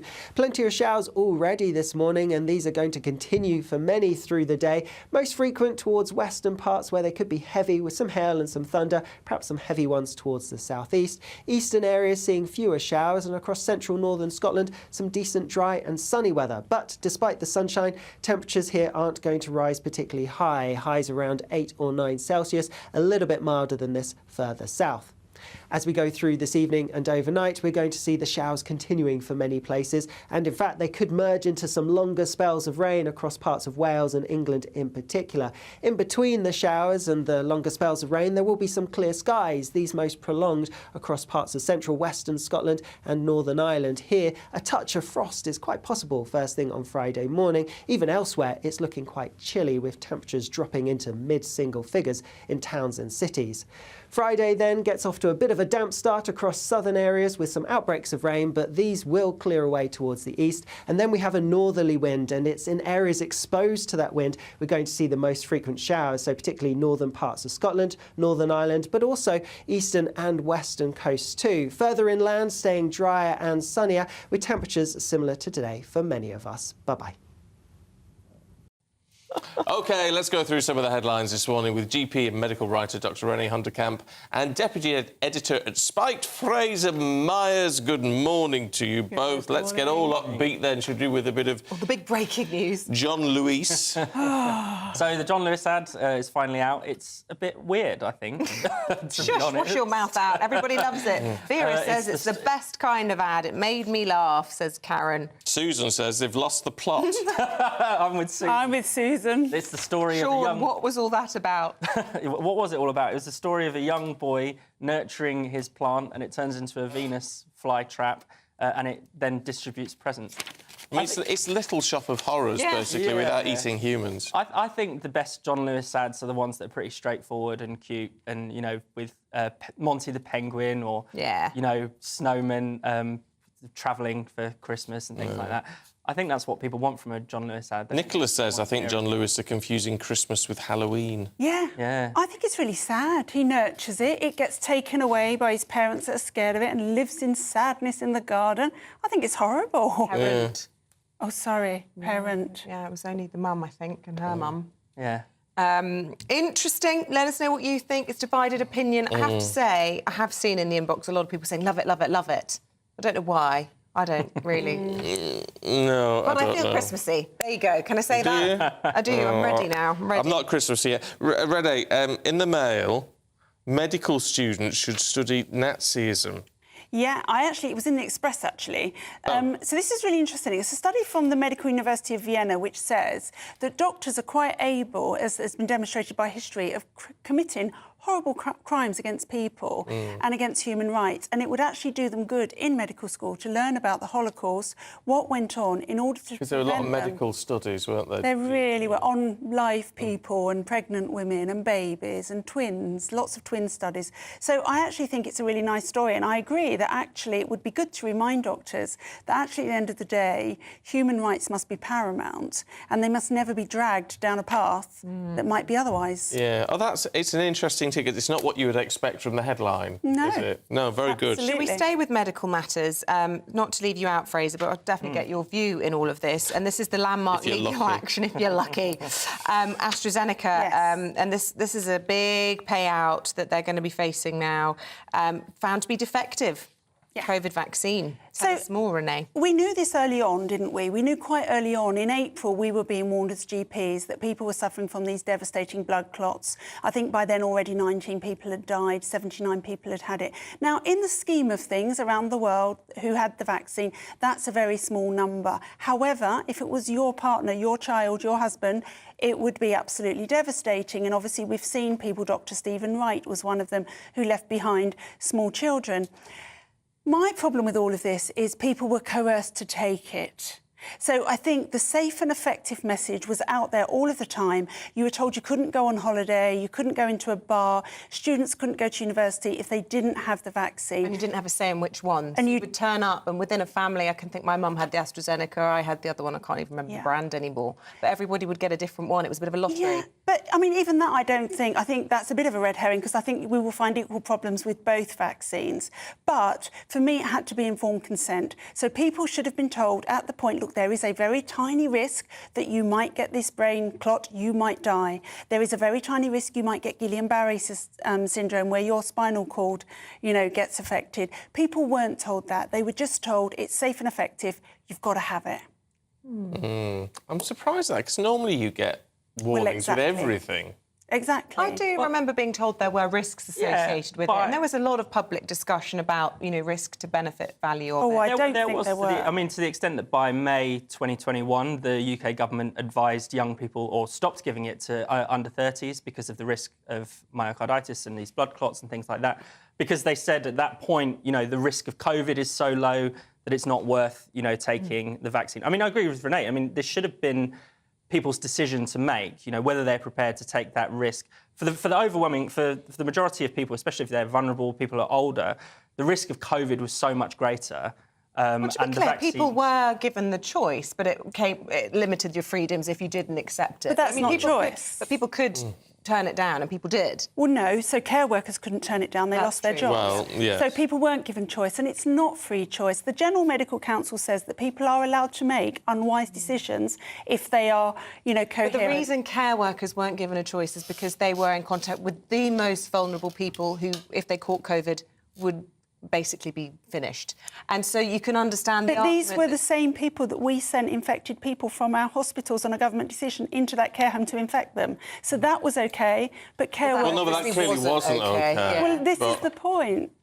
There were so many contradictions going on here. I don't think we ever have a right, and I say this as a doctor, to tell somebody what they have to put into their body. This is an interesting case. I hope that this case doesn't settle. I hope that it doesn't settle with with payouts. I hope it goes the full course and we get to see the truth behind the decisions that were made. You would be in the Novak Djokovic camp then, who was very much saying, you know, this is my body, and 100% excluded from Australia, held almost like a prisoner in the airport. But then how do we control, there's a whole bigger argument, isn't it, but how do we control the spread of... And protect the vulnerable. ...of this virus? But this vaccine didn't control the spread of this virus, Well, and we only found that after the event. It didn't stop infection, it didn't stop transmission. No, but it's like the flu vaccine, isn't it? It doesn't stop you getting flu, it just makes it a lot less. Well, it doesn't. So the flu vaccine... No, I can talk about the flu vaccine. The flu vaccine guesses what strain might come.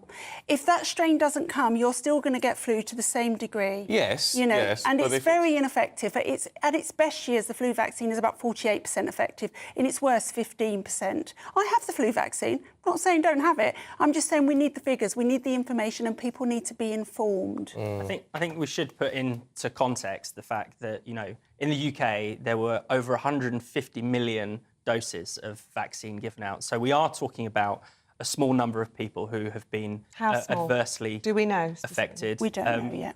We suspect about 80 people have died, which is too many. But OK, well, look, we've got to leave it there. I'm sad to say we're out of time. Fraser Myers, Renee Hunterkamp, good to see you this morning. Thank you very much indeed. We'll be back in just a moment. In a world of dull and predictable radio and TV shows. Oh, hi. On Mark Dolan tonight, we've got big guests. We drill into the big stories of the day. The show adds up to a brilliant listening and viewing experience. Mark Dolan Tonight is the most entertaining current affairs show ever, and that's a fact. Join me, Mark Dolan, Fridays and Saturdays from 9, Sundays from 10.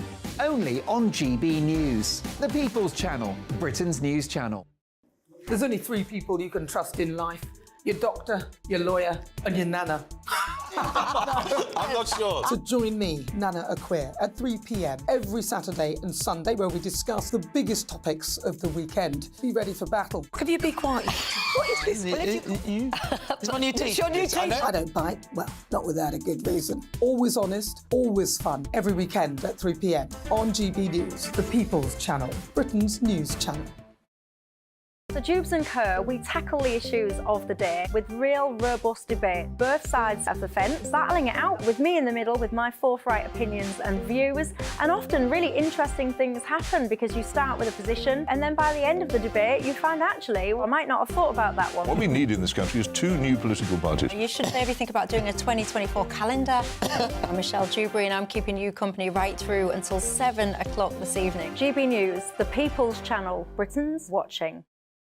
Join us every night on GB News at 11 p.m. for Headliners, which is 3 top comedians going through the next day's news stories, which is exactly what you need, because when the establishment has gone crazy, you need some craziness to make sense of it. Headliners. You don't have to bother reading the newspaper. We've got it covered for you. Every night at 11 p.m. and repeated every morning at 5 a.m. We won't send you to sleep like some of the other paper review shows out there. So join us 11 p.m. every night on GB News. The People's Channel, Britain's news channel. GB News, unlike other broadcasters, isn't obsessed with the London-Westminster bubble. We think there's a nation beyond the M25, and that's why we talk about the issues that matter across the land. Join me on State of the Nation, 8 to 9 o'clock, Monday to Thursday, on GB News. Daisy's listening, and you should too. Every Sunday from 11, join Michael Portillo. There will be topical discussion, looking at the week before and the week to come. So kick back and relax at 11 a.m. on Sundays on GB News with me, Michael Portillo. GB News, the People's Channel, Britain's news channel. I'm Andrew Doyle. Join me at 7 o'clock every Sunday night for Free Speech Nation, the show where I tackle the week's biggest stories in politics and current affairs with the help of my 2 comedian panellists and a variety of special guests. Free Speech Nation, Sunday nights from 7 on GB News, the People's Channel, Britain's news channel. Nightmare commute? Kick it up a gear with me, Patrick Christie's, at Drive Time, 3 till 6 p.m, Monday to Friday on GB News Radio. You can listen online and on DAB+, on the smart speaker app, and on the GB News app. And if you've got an Alexa, all you have to say is, Alexa, play GB News. We're also on TuneIn and the Radio Player apps. From the school run to rush hour, get revved up with me, Patrick Christie's, on GB News and GB News Radio.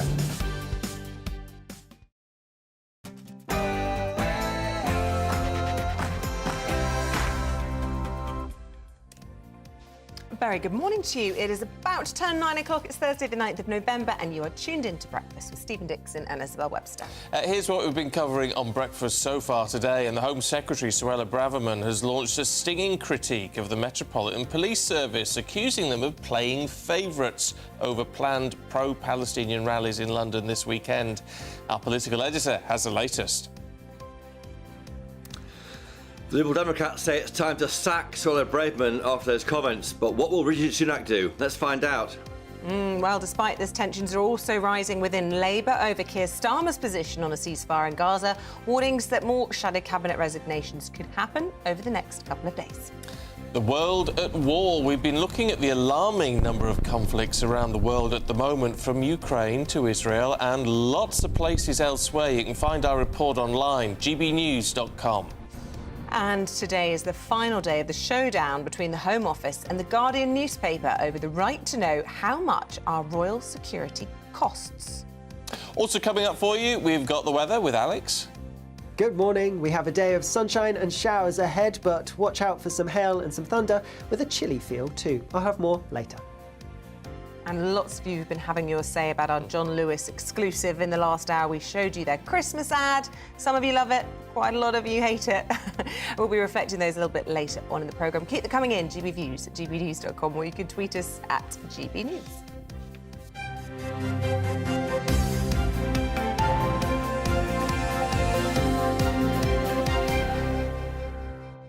On that royal security cost thing, Gary says, I'd rather my tax money was spent on the royal family than keeping migrants in hotels.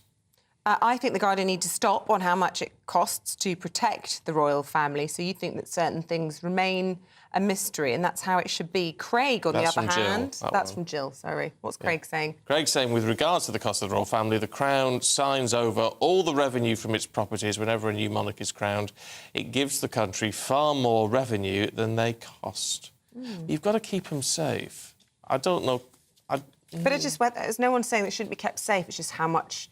How much it costs? To know there is the argument is that if people know exactly what it's costing, they can extrapolate and work out what level of security there is, how they can influence. Is that the reason they keep it secret, or is the reason they keep it secret? Well, that's what the Home Office is saying. Right, OK. They're not saying that actually it's because, you know, perhaps it would turn opinion against the royal family if they knew what it cost to keep them safe. No, they're saying it's a safety issue. Yeah. I don't know. Anyway, They've got to be safe. They've got to be safe. We saw this row with Harry, didn't we? And he had a falling out with the Home Office. He wanted them to protect him and his family when he came over, and they refused. Let us know your thoughts on all of the topics of the day. Now, Suella Braverman has launched a stinging critique in The Times this morning, accusing the police of double standards and playing favourites with protesters. Well, the Home Secretary's comments have been met with plenty of criticism. The Shadow Home Secretary, as you might expect, Yvette Cooper, labelled Suella Braverman out of control. Yeah, Ms Cooper also branded the article as highly irresponsible, a dangerous attempt to undermine respect for police at a sensitive time. But division isn't just isolated to the Conservatives. Sir Keir Starmer is also under pressure over his position on a ceasefire in Gaza. Well, earlier we spoke to the Shadow Secretary of State for Business, Energy and Industrial Strategy, Jonathan Reynolds, about Ms Braverman's comments. First of all, our Home Secretary is out of control. I think the government needs to somehow get control of her. You shouldn't be having politicians behaving in this kind of divisive way, particularly when tensions are clearly high because of events in the Middle East. And look, Remembrance Day, to me, to the Labour Party, is sacrosanct. Nothing should interfere with that. But where the police are making operational decisions, where they're balancing these things, they say it can be done in a way which won't interfere with Remembrance Sunday, you've got to back the police. You've got to back them in maintaining control and doing that in the right way. And I'm frankly sick of a Home Secretary who won't do that, who will undermine the police for her own selfish political ends.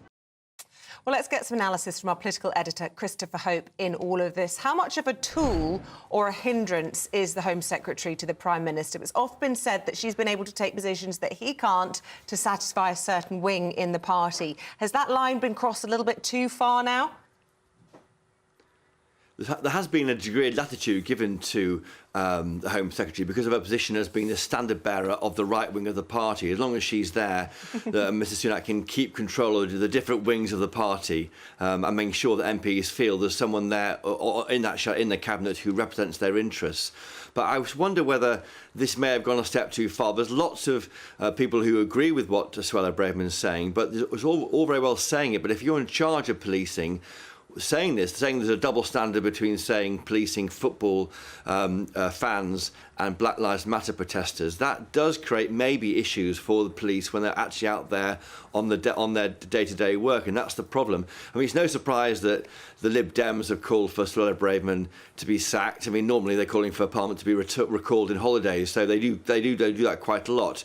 But I just wonder whether the political temperature is moving against Ms Braverman, and people are wondering why she's doing it. Her ally is telling me she's not doing this to get sacked, but it does look like she's undermining the Prime Minister, given the PM met just last night, with Mark Rowley, who's the Met Police Chief, and he was assured there'll be measures taken about this weekend's commemorations of Armistice Day and Remembrance Sunday, that any protests about Gaza will be kept separate from people marking that very solemn occasion. He had the guarantees overnight, so why did the Home Secretary feel she can go and say this? Now, her allies say this comment piece overnight in the Times was signed off by Number 10. Some are questioning whether Number 10 even read it, because it is so much at odds, really, with what the PM was saying just yesterday. Interesting. OK, Christopher, for now, thanks very much indeed. Now, the tribunal over whether the public should know how much of our money is being spent protecting the royal family will continue later this morning, hopefully conclude today at some point. The Home Office says that revealing the cost could aid attacks. But The Guardian, which made this appeal against the government's refusal, says the figure would enhance democratic debate about the cost of the monarchy. Well, it's been covered by our royal correspondent, Cameron Walker, who joins us now. Cameron, why shouldn't we know what it costs? Well, that is what the Home Office is arguing, Stephen, today on the second day of the tribunal here in central London. The true costs of protecting the royal family has always been a secret. But by the end of the day, we could find out whether or not judges are going to order that cost to be revealed to the public. Now, The Guardian has brought this challenge against the government after their Freedom of Information request was refused. They wanted to know the total cost of protecting members of the royal family between the years 2017 and 2020. So we're talking about those close protection officers, the armed bodyguards, which are in close proximity to each member of the royal family, as well as the 24/7 protection of their various homes around the country. Now, The Guardian estimates that could be in the millions of pounds each year of our money, taxpayers' money, and they argue that it's preventing the public from knowing the true cost of the monarchy. Now, James Rutherford, who works for the Home Office and provided a witness statement, he was saying that the potential attackers by revealing this information, would gain a mosaic of information if the costs were revealed, and would be a substantial step in increasing the risk of an attack, and also said that would-be attackers would gain valuable new inferences. In other words, they could make an educated guess in terms of planning an attack if those security measures were revealed. Now, in response, Stephen Cragg, KC, representing The Guardian, he said that as long as the information is generalised, then nothing significant about security is going to be revealed. And he also said that it's in the public interest for the public to have an informed discussion about the monarchy, to make the institution more accountable to the public. He also suggested that the sovereign grants, which we're provided with each year, that's the amount of taxpayers' money spent on the royal family, which was last year £86 million, is misleading, because that does not include the security costs of the monarchy. And he also made the point that by publishing the security information is far less risky than announcing engagements in advance, which happens anyway. Okay. So the tribunal continues here this morning. Interesting. Cameron, thank you. Now, Britain's Newsroom heading your way at 9:30, and Bev Turner is here alongside Andrew Pearce. Morning, Andrew. Well, look, I've seen you twice this week already when I was on in the afternoons, and you've been a nuisance. Can I just say? It's always a nuisance. Always a nuisance. You've been provocative. And? Well, no. Bear in mind, I spend more time with him than anybody but my other half. It's not easy. It's not easy. It's not Oh, I easy. think that's a wonderful way to spend your time. Oh, that's very nice. That's very So what have you Yeah, got but you for have to us? sit next to Eamonn most of the week, so your resilience is high. Speak ill of him when he's not here. We're going to be out of this talking about the Home Secretary, who's she does this deliberately, and fair play to her. She's got people talking about her again because she says the police are biased when it comes to the big. Yeah, what do we make of Yvette Cooper though? Because she's saying, this is undermining respect for the police, which it does, doesn't it? She's not talking about the rank and file coppers. She's talking about the people who make the decisions. Sir Mark Rowley and people like that. And I think the police, people have lost faith in the police long ago. Yvette Cooper's also saying this undermines the impartiality of the police. They're supposed to be making operational decisions separately from the government. Do we want a country where those in power can decide who can and can't protest? I'd argue not. Well, but Mark Rowley is deciding. The police are deciding Because of a legal threshold, it's set in statute. Yeah. So. And I think that Suella Braverman's playing a really interesting political game. Like, the theory is that she wants to be sacked and go on the backbenchers, martyr herself, and then after the next election, come back, increase her popularity. Because a lot of people do relate to, particularly her very harsh stance on immigration. Well, no, I mean, Christopher Hope talking to some of her allies, saying she's got the backing of Number 10. Number 10 did sign off the article that she's written. I was wondering that. But apparently might not have read it all, which is slightly worrying. Well, more for them. Yeah, quite. We've got Esther McVeigh coming into the studio to discuss all of that. Miriam Cates MP, who I have to say I adore, and I think she might be a future leader of the Conservative Party. She's done some really interesting research on falling birth rates in this country and what that could mean for everybody. So we're going to be talking to Miriam about that. She wants everyone to have babies and more babies. And the logic behind it is interesting in terms of the fact that we do need to sustain the population. If we don't have more babies, we are going to have more immigration, she argues, in the future to look after us all in our old age. But why aren't women having so many babies? 1.6 now, average Some woman. women. It does honestly go in community groups. I mean, a lot of women are having a lot of children. There's a religious dynamic to this, there's no doubt about it. You've got your work cut out, Andrew. Well, I say, what are you doing to increase the birth rate, Stephen? Well, I'm trying my best. Are you? That's interesting. I'm trying. Right. What else have you got? We're also talking about shocking knife crime, the little 15-year-old lad who's been stabbed. Yeah, Alfie Lewis. A 14-year-old's just been charged in the last few minutes. That's right. Why are teenagers so comfortable carrying knives? It's awful. I mean, I tell you what you hear is these kids often say, well, I don't feel safe. That's right. If I go out without a knife. How do you combat that? We've also somehow got to get it into the heads it's not cool to have a knife. It's absolutely not. Do you have a 14-year-old? I mean, they're still babies, really, aren't they? Oh, yes. But my son now, who's just 20, when he was about 18, we had this conversation because somebody did pull a knife on him. And do you know what? My instinct was, oh, maybe you should have one. Like, of course. And then I had a word with myself. I thought, what's a ridiculous thing to think? But you want them to be safe. And so, to some extent, I can relate to the feeling of the teenagers, and possibly even the parents. And just be safe. But why don't we feel safe on our streets? That's the bigger question. And that comes a bit down to the police again, doesn't it? But it's interesting. You talk to people who are trained in the armed forces, and they say if there's the instinct that you should have if you see danger like that is to run away. Yeah. Which is what my son did, actually. Yeah. Thank goodness. Then it's only then when you have a strategy you go back and deal with it. Yeah. So you run away. Yeah, absolutely. Well, I would. And I think Andrew's looking forward to putting the boot into Carol Vorderman. Are you?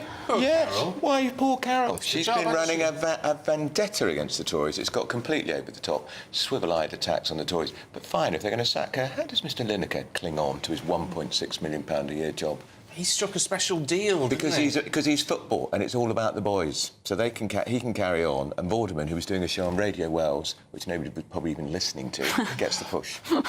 Much as Radio Wales is a very nice station, I think it's a radio station. Well, do you know what? She's almost been doing a Suella Braverman because she's been so controversial recently that you do wonder whether she was also looking to be fired. Well, it worked. Yeah. And have you seen pictures of her lately? Stop it. Let's not get personal.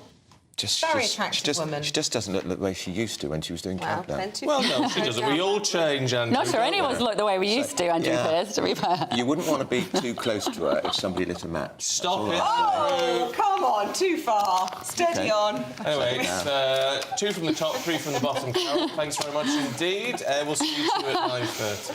No more consonants. Right, still to come. In the lead-up to Remembrance Day this weekend, we'll be crossing to Manchester to speak with a poppy seller there. They're going to be talking to the Royal British Legion. Stay tuned for that.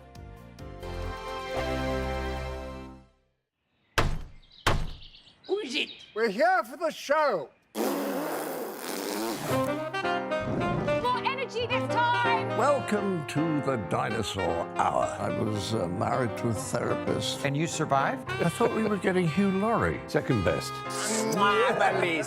You interviewed Saddam Hussein. What's that like? I was terrified. I'm playing strip poker with these 3. Oh! No, thank you. My CDs need to be put in alphabetical order. Are you going to be problematic again? The Dinosaur Hour. Sundays at 9 on GB News.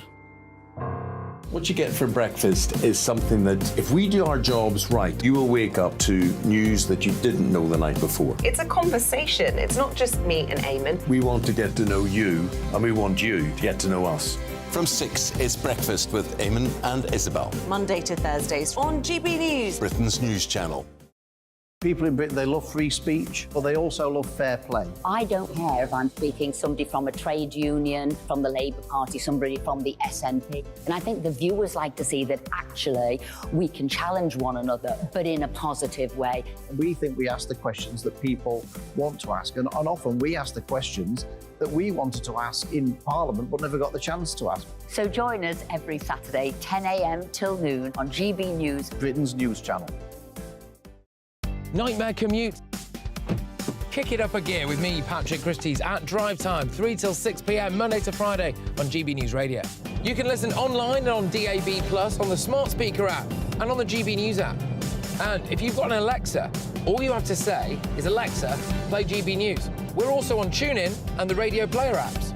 From the school run to rush hour, get revved up with me, Patrick Christie's, on GB News and GB News Radio. Tired of the usual focus-tested, pre-prepared Westminster runaround? Well, so am I. So you want higher taxes? Is your department to blame for this? Are you rethinking this policy? Every Sunday at 9:30, I'll be sitting down with those in power to get the truth about the issues affecting you. Let's be honest, we've known about the cost pressures of this project for years, not months. That's the Camilla Tominey Show, a politics show with personality. On GB News, the People's Channel, Britain's news channel. Now then, Lee Anderson here.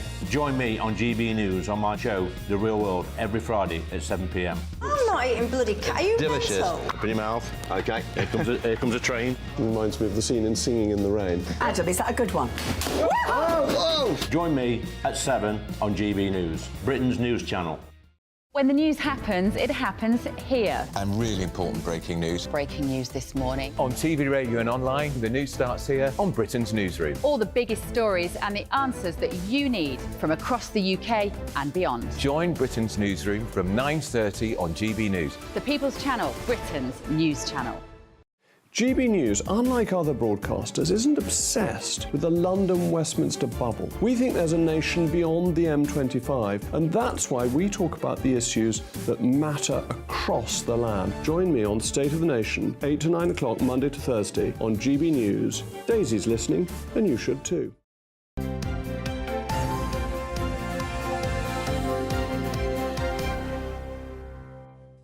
Just ask. No, you said quick. You wanted to get it out of the way before the break. We're talking about Doctor Who because it's the 60th anniversary. Today? No, this month. Oh. This month, and there's this I'm not a big Doctor Who big thing coming out. But you're saying who your favourite Doctor I just wanted to know if you could guess who my favourite was, just based on my type. Yeah. Would you have guessed? Matt Smith. Yeah. He's a dream. Yeah, a dream boy. It's a dream boat. Who would be your favourite Doctor Who? Always Tom Baker. Because I when I grew up, he's my first Doctor. I think you want the I've first never watched Doctor. it. Tom Baker. I mean, they're so cheesy when you look back at the old ones, but Tom Baker is just a legend. I'm a huge Doctor Who fan. I think we might have to do a little Doctor Who special on breakfast. I think at some so. point. Well, why Maybe not? It is, because I know it's the BBC, but it is a British institution. For sure. No, I accept that. There you Speaking go. of British institutions, we are going to focus now a little bit on Poppy Day. Hundreds of volunteers and armed forces personnel from the Royal Navy, British Army and the Royal Air Force are coming to Manchester today to raise money for the Royal British Legion and the Poppy Appeal. Quite right, too. They're going to hand out poppies, collect donations at transport hubs and offices throughout the city. It's the biggest street collection of its kind outside of London. I bet it's better than any in London as well, just because it sounds like it's more organised. Our North West of England reporter Sophie Reaper is there for us, soaking up the atmosphere and hopefully collecting a few pennies as well, Sophie. Good morning to you both. I think you're just biased, Stephen, because you're from the Northwest. But yes, we are now just a couple of days away from Remembrance Weekend, so Poppy Day is here in Manchester. And joining me now is Alan Whitmore from the Royal British Legion. Alan, thank you so much for your time this morning. Talk to me about what is going to be happening here in Manchester today. So we're so proud to be the custodians of Remembrance, and obviously this weekend everybody's going to remember those people who made the ultimate sacrifice as they lay a wreath to remember their loved ones and those people who gave their lives during the wars and conflicts of the past. But equally, our work with the Royal British Legion is so relevant with the living today, and that we have lots and lots of projects that are supporting current serving and also veterans, men, women and their families. And so today is all about just raising awareness. We've hit the city with locations all over, in stations and in Piccadilly Gardens, and what we're doing is just trying to help the public to realise the crucial importance of wearing a poppy to show that you care, and also supporting those people who desperately need our help. Now, poppies, whether they're paper, plastic pins, or we've both got ours on this morning, talk to me about what the money raised by the poppy actually does. So we have a portfolio of services, welfare services, that help every age group and demographic. We help young people who are struggling, maybe they've been homeless, maybe they need some help, and we will provide clothing vouchers or food vouchers. We might help them to get a rent bond so they can get a room once they've got a room or a place to live. That will help them then to get a job.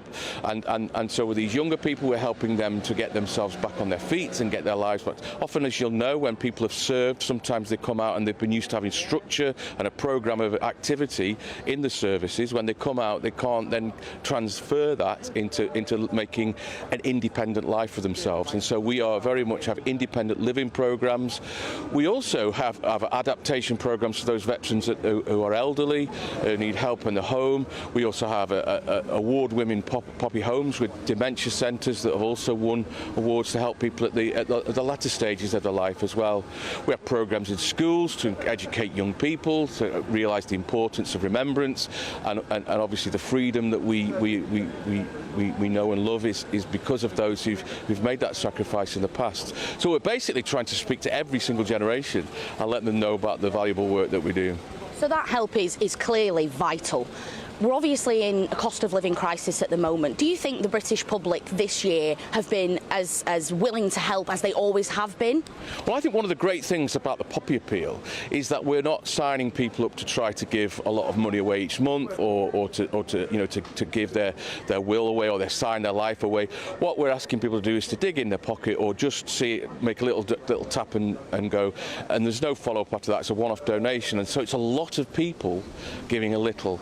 And I think that's what makes it so appealing to the public, because it's just whatever you can afford, and equally it gives them the opportunity to have something in return, and that is to have the symbol of the poppy, whether it be the conventional poppy or whether it be in a school with a slap band ruler, or some of our other merchandise for children and for other young people. Today we've got some poppy brooches, more expensive items that people can buy as well. So really it just gives everybody the opportunity to give what they can afford, but for each one they're wearing this symbol to show that they care. And that's why it's so important. Well, there you go. If you're in or around Manchester today, or anywhere in the UK, make sure you get out there and get your poppy to support the Royal British Legion ahead of this weekend's Remembrance Day. Yeah, absolutely. Sophie, thanks very much indeed. And you are quite right. I am totally biased towards the Northwest. Very biased. Yeah, well, I love it. Call it out from time to time. By the way, there is John Lewis north of Coventry, just to clear. There's one in Glasgow, apparently. This is it from me for this week. You're It back is. tomorrow, aren't you? You've got the I'm lovely Anne beside you from 6. I'm back tomorrow, Friday, tomorrow, Friday is tomorrow, Saturday and Sunday, No so you rest can't for the get rid of me. wicked. Can't get rid of me. Say. Yeah. But up next, it's Britain's newsroom. Bev and Andrew for that today. But first of all, here's a look at the weather with Mr. Burkhill. Good morning, I'm Alex Burkhill, here again with your latest GB News weather forecast. It's a day of sunshine and showers for many of us, but there is the risk of some hail and some thunder too. Plenty of showers already this morning, and these are going to continue for many through the day. Most frequent towards western parts where they could be heavy with some hail and some thunder, perhaps some heavy ones towards the southeast. Eastern areas seeing fewer showers, and across central northern Scotland, some decent dry and sunny weather. But despite the sunshine, temperatures here aren't going to rise particularly high, highs around 8 or 9 Celsius, a little bit milder than this further south. As we go through this evening and overnight, we're going to see the showers continuing for many places, and in fact they could merge into some longer spells of rain across parts of Wales and England in particular. In between the showers and the longer spells of rain, there will be some clear skies, these most prolonged across parts of central western Scotland and Northern Ireland. Here, a touch of frost is quite possible first thing on Friday morning. Even elsewhere, it's looking quite chilly, with temperatures dropping into mid-single figures in towns and cities. Friday then gets off to a bit of a damp start across southern areas with some outbreaks of rain, but these will clear away towards the east. And then we have a northerly wind, and it's in areas exposed to that wind we're going to see the most frequent showers, so particularly northern parts of Scotland, Northern Ireland, but also eastern and western coasts too. Further inland, staying drier and sunnier, with temperatures similar to today for many of us. Bye-bye. Good morning. There's a lot to pack in today's show. There's a huge number of diverse stories actually going on today. We're going to be talking about the marches as well. We're still debating what's going to happen this weekend. Suella Braverman's kind of causing trouble. Sacked from the BBC because of her anti-Tory rants. How comes then Gary Lineker's still there at 1.6 million a year? I have no idea. Some might say that could be double standards. I don't know. We're also going to be discussing Britain's falling birth rate. It's not a baby boom anymore, it's a baby bust. And what might that mean for all of us? And why aren't people having babies? Don't ask me, because I'm not the expert on that subject. I think there's too many babies. So good. Miriam Cates will be here. In a world of dull and predictable radio and TV shows. Oh, hi. On Mark Dolan tonight, we've got big guests. We drill into the big stories of the day. The show adds up to a brilliant listening and viewing experience. Mark Dolan Tonight is the most entertaining current affairs show ever, and that's a fact.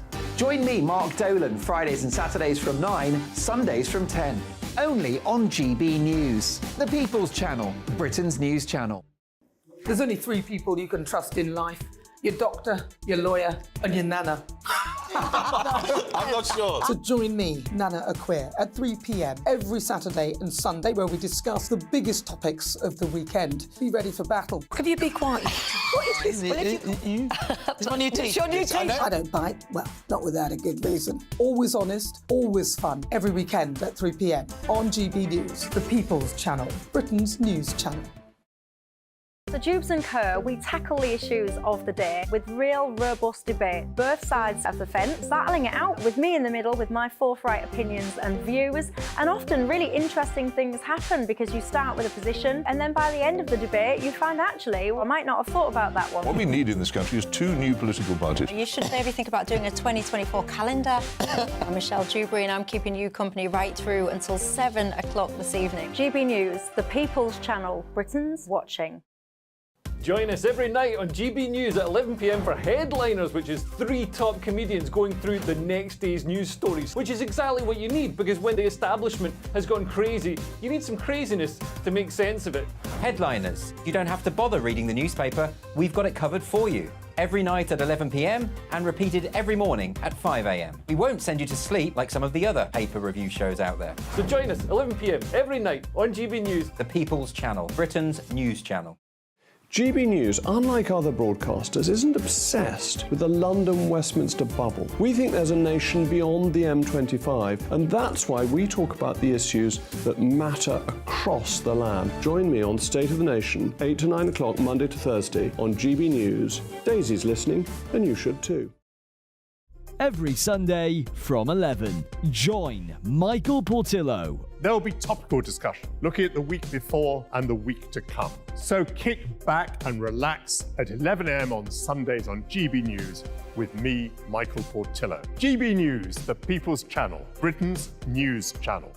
I'm Andrew Doyle. Join me at 7 o'clock every Sunday night for Free Speech Nation, the show where I tackle the week's biggest stories in politics and current affairs with the help of my 2 comedian panellists and a variety of special guests. Free Speech Nation, Sunday nights from 7 on GB News, the People's Channel, Britain's news channel. Nightmare commute? Kick it up a gear with me, Patrick Christie's, at Drive Time, 3 till 6 p.m, Monday to Friday on GB News Radio. You can listen online and on DAB+, on the smart speaker app and on the GB News app. And if you've got an Alexa, all you have to say is, Alexa, play GB News. We're also on TuneIn and the Radio Player apps. From the school run to rush hour, get revved up with me, Patrick Christie's, on GB News and GB News Radio.